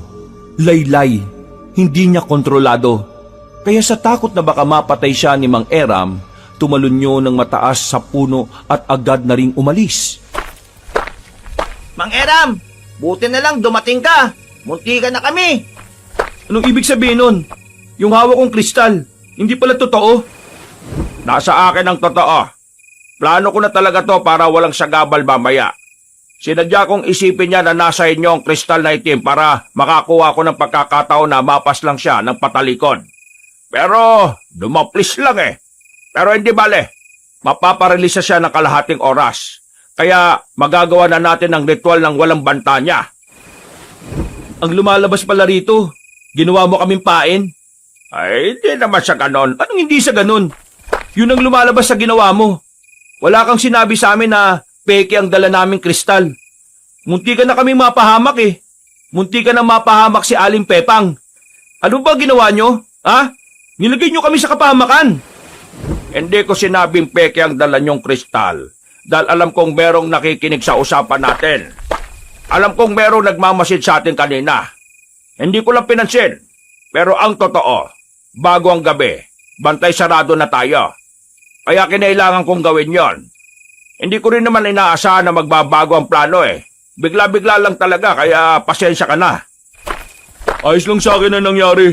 Mas maganda ang ginawa niya, Alonte. Ang malaga naman ngayon ligtas ang nanay ko. Ligtas tayo. Wala na tayong oras para magtalo. Kailangan nyo na ako samahan sa kagubatan para masimulan ko na ang ritual. Mga pre, mauna na kayo. Sisiguraduhin ko lang na ligtas ang nanay ko. Sige na, susunod ako sa inyo. Ma, tara na. Kahit nabatip ako kay Mang Eram no mga sandaling yon, Kabanong, sumama na lang din ako.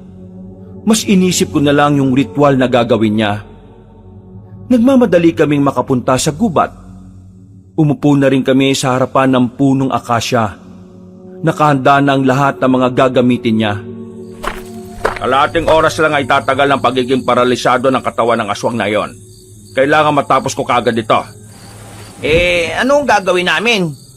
Kailangan nyo lang akong bantayan. Sa oras na may maramdaman kayong aswang, gawin nyo ang lahat para hindi siya makalapit sa akin. Gawin nyo ang lahat para hindi ako maabala sa gagawin ko. Sinasabi mong kakalabanin namin ng mga aswang na magtatangkang makalapit dito? Oo, ganun na nga. At tingin mo talaga kakayanin namin? Kailangan nyo kayanin. Pambihira naman oh. Hindi naman kami biyasa sa pagpatay ng aswang eh. Ipagdasal nyo na lang na sana hindi nila maramdaman na narito tayo. Sige na, kailangan ko nang simulan nito. Umupo na si Mang Eram sa gitna ng mga kandila. Ang mga kandilang misteryosong hindi namamatay kahit na mahanginan sa kagubatan. Sinunod namin ang sinabi niya. Tahimik lang kaming nagbantay habang siya nagsisimula ng rituala ng kristal na itim na nakalagay sa ibabaw ng malaking sangkalan. Pre, nakaka-15 minutos na tayong narito ah. Mga nasa 10 minuto na lang siguro, mawawala na yung pagiging paralisado ng aswang kanina. Kailangang matapos na ni Mang Eram yan. Magtiwala lang tayo. Hanggat wala pang aswang na nakakadiskubre na narito tayo, hindi tayo dapat mangamba. Kaso kinakabahan ako pre. Paano kung maabutan nila tayo rito? Tayo ang lalaban sa kanila. Hindi ko sigurado kung kaya natin protektahan yung matandang yan. Napalingon kami ulit kay Mang Eram, na abalang nagsasalita ng kung ano-anong lingwahe.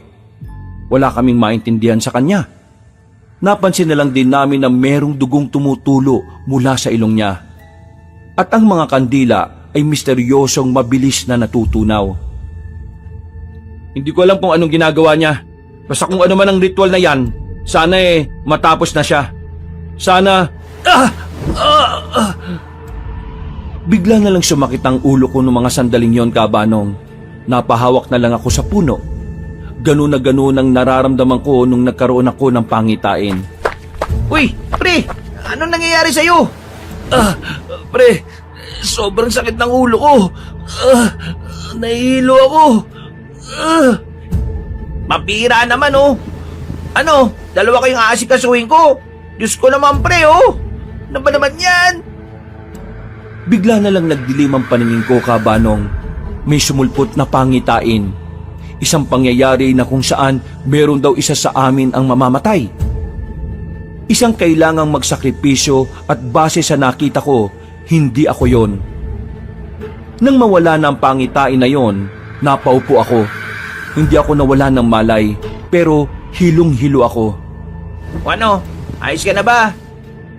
Uy pre, naririnig mo ba ako? Ha? Oo. Ayos lang ako, pre. Pero, nahihilo ako eh. Oh, ano nangyari? Buti naman dumating ka. Itong si Alonte, bigla na lang nahilo. Mga pre, may pangitain uli ako. O ano pa ang itain? May isang magsasakripisyo sa atin. Ha? Mamamatay siya. Naalarma kami nang maramdaman na naming merong nasa paligid bukod sa amin. Nakakarinig na kami ng mga kaluskos. Mga pagakbang ng paa na tumatapak sa mga marurupok na sanga. Sinubukan kong tumayo kahit na mahilo-hilo pa ako. Pagtingin namin kay Mang Eram, hindi pa rin siya tapos sa ginagawa niya. Pre, tapos na yung kalahating oras na paralisado yung matandang aswang. Tapos parang nandito na sila lahat oh. Ano gagawin natin? Sandali lang. Hayaan niyo muna akong huminga. Okay na nga muna yung itak na yon. Magpahinga ka dyan sa gilid. Kami na muna ni Tonyong bahala rito kay Mang Eram. Hindi nagtagal, nakarinig na kami ng mga angil. Sa puntong yon, tuluyan ang nagtindigan ng mga balahibo namin. Muli kong sinubukang tumayo. Tinis ko ang sakit ng ulo ko. Kinuha ko ang itak ni Mang Eram. Kahit na anong mangyari, kailangan makatapos si Mang Eram. Patunayan natin na hindi totoo ang pangitain mo. Walang mamamatay ngayong gabi. Munta kayo. Palakas na ng palakas ang angil nila. Maya-maya pa, biglang lumitaw ang aswang sa gilid. Nakakatakot ang mga mukha nila. Mga naglalaway habang nakalabas ang mahahaba nilang dila. Ang mga kuko nila ay matatalim at nagdadala sa amin ng matinding takot. Dahil alam namin, yun ang maaring maging dahilan ng aming kamatayan. Pinalibutan namin si Mang Eram. Handang-handa na kaming makipaglaban nung mga sandaling yon nang biglang dumilat si Mang Eram at nagsalita. Ipagkaloob ang liwanag upang gapiin ang kadiliman. Ngayong gabi, ating wawakasan ang mapangahas at mapanganib na pangarap ng kasamaan. Paraiso ng langit, samahan mo kaming wasakin ang susi ng kanilang pagiging immortal. Kinuha ni Mang Eram ang daladala nitong martilyo. Malakas nitong pinalo ang kristal sa ibabaw ng sangkalan. Nawasak yun at kumislap pa ng ilang segundo.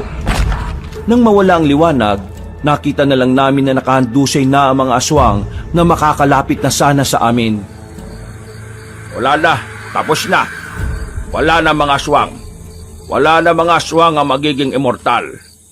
Ibig niyong sabihin, nakadepende ang buhay sa kristal? Oo. Nagulat nga ako eh. Ngayon ko lang din nalaman.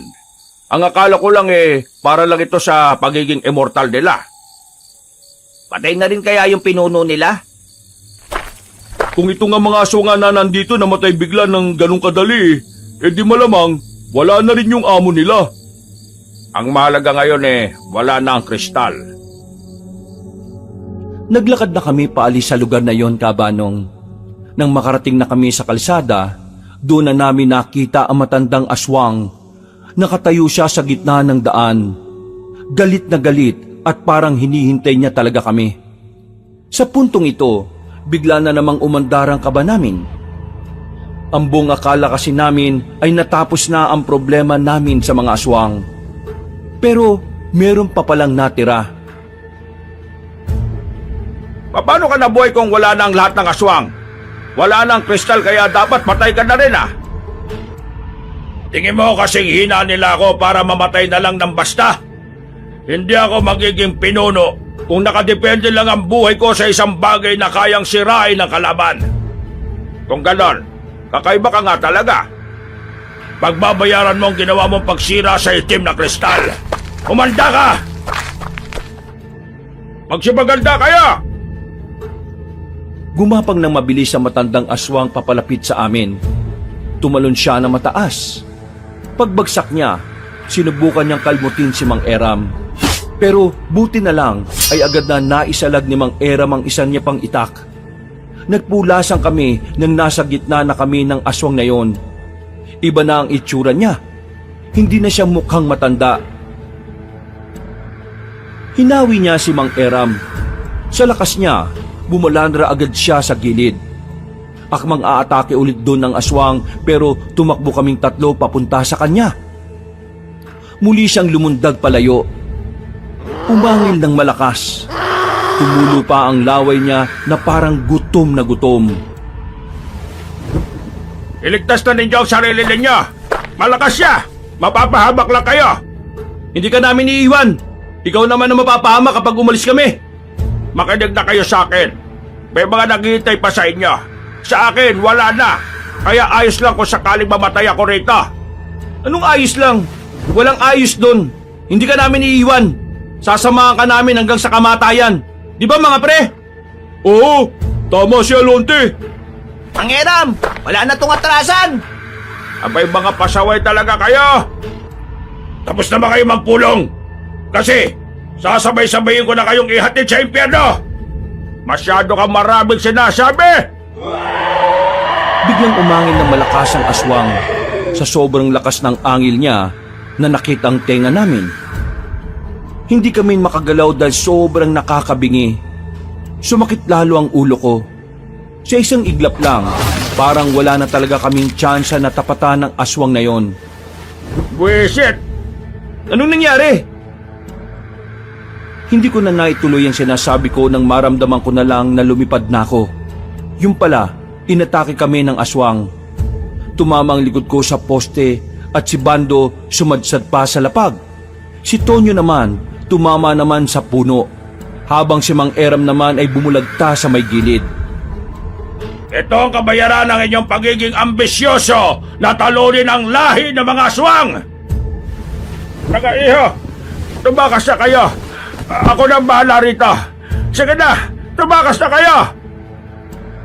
Nang sabihin ni Mang Eram yon, pumasok agad sa isipan ko na baka siya ang sinasabi sa pangitain ko na mamamatay para may mabuhay. Nabahala ako. Nangamba ko pero hindi ko na kaya pang tumayo. Masakit ang buong katawan ko. Masakit din ang ulo ko. Yung dalawang kaibigan ko naman ay nanatili pa ring nakahiga. Sinubukan kong tumayo pero bumagsak lang din ako. Maya-maya pa, nakita na naming nilapitan ulit ng aswang si Mang Eram. Sa mga oras na yon, nararamdaman kong tatapusin na niya ang matandang albularyo. Wag! Wag mong gawin yan! Ang mga albularyo ay salot sa mga plano ng mga aswang! Ang mga albularyo ay ang mga taong hindi na dapat mabuhay! Dahil masyado kayong pakilabero! Isusunod na kita sa mga kasamaan mong inuna ko ng ihatid sa impyerno! Hindi! Hindi ka magtatagumpay! Anong nakakatawa? Ha? Anong nakakatawa? Nakakatawa ka kasi mag-isa ka na lang. Kahit mapatay mo kami, wala ka nang kasama. Mag-isa ka na lang. Malungkot. Walang kasama. Mag-iisa kang gagawa ng paraan para maisalba mo ang sarili mo. Wala ka nang... Manahimik ka! Hindi ako naapektuhan sa mga sinasabi mo! Napatigil ang aswang na makita niyang may latang tumama sa katawan niya. Hindi pa ron natapos yun. Dumami pa ang lata na binabato sa kanya mula sa gilid-gilid. Maya-maya pa, naglabasan na ang mga tao. May mga dala silang kung ano-anong pwedeng ibato. Sige mga kasama, batuin ang aswang na yan! Salot yan sa baryo natin! Mo! Salamat naman sa Diyos! Buti na lang talaga. At tapusan mo ng aswang ka! Hindi namin inaasahan na magkakaisa ang mga tao para talunin ang aswang na yon. Pero kahit na papaano, nabuhayan kami ng loob. Habang sinasalo ng aswang ang mga binabato sa kanya, sinamantala na ni Mang Eram ang pagkakataon. Dinampot nito ang itak at saka itinarak sa aswang. Paghugot niya ng itak, agad na bumagsak ang aswang. Sumuka yun ng maraming dugo. At kalaunan, nalagutan na rin ang hininga. Tuwang-tuwa ang mga tao dahil sa pagkapanalo kontra sa mababangis na aswang. Natalo namin ang mga aswang. Nabura namin ang presensya nila sa aming lugar. At ang pagkapanalong yon ay ang naging hudyat para mas lalong magkaisa ang mga tao kontra sa masasamang elemento na gaya ng aswang. Makalipas ang isang linggo, nakabalik na rin sa normal ang lahat. Walang namatay, hindi nangyari ang pangitain ko. Dahil doon, napagtanto ko na ang mga pangitain pala na ibinibigay sa akin ay pwedeng kontrahin. Pwedeng gawa ng paraan at agapan. Pero yung kakayahan kong yon, hindi ko na nagawa ulit sa mga sumunod na buwan. Hindi ko alam kung bakit. Kahit si Mang Eram ay hindi rin alam. Sa mga nangyari, masasabi kong yun na ang pinakatumatak sa utak at puso namin. Doon namin napatunayan na ang pagkakaisa at tiwala sa isa't isa ay mas makapangyarihan pa kaysa sa kahit na anong puwersa ng kadiliman. Mula noon, Kabanong, namuhay na kami ng payapa. Tinuon na lang namin ang atensyon sa pagbebenta ng tahong, habang si Bando naman mas naging maganda na ang samahan sa pamilya niya. Hanggang dito na lang po ang aking kwento, mga kabangers at mga kayanggaw. Sa lahat ng mga sumubaybay hanggang dulo, maraming salamat po sa inyo. Sana ay nagustuhan nyo at nakakuha kayo ng aral kahit na papaano. Muli, ako po si Alonte at ito ang aking kwento. Pinagpalang araw sa inyong lahat. Mga kabangers, mga kayanggaw, kabanong po uli. Maraming salamat po sa pagsubaybay sa ating magandang kwento ngayong araw. Kung nagustuhan niyo po yung kwento natin, huwag niyo pong kalimutang mag-comment at mag-like at mag-subscribe na rin. Pero kung medyo nabitin po kayo sa kwento natin, maaari po kayong bumisita dun sa isa pang channel natin. Ang pangalan po ng channel natin na yon ay Pamela Clamil. So, bisitahin niyo po kagad yon at huwag niyo rin pong kalimutang mag-subscribe pagka nagustuhan niyo po yung mga kwento natin doon. And also, don't forget to comment and like. So, hanggang sa muling mga kwento, wakas,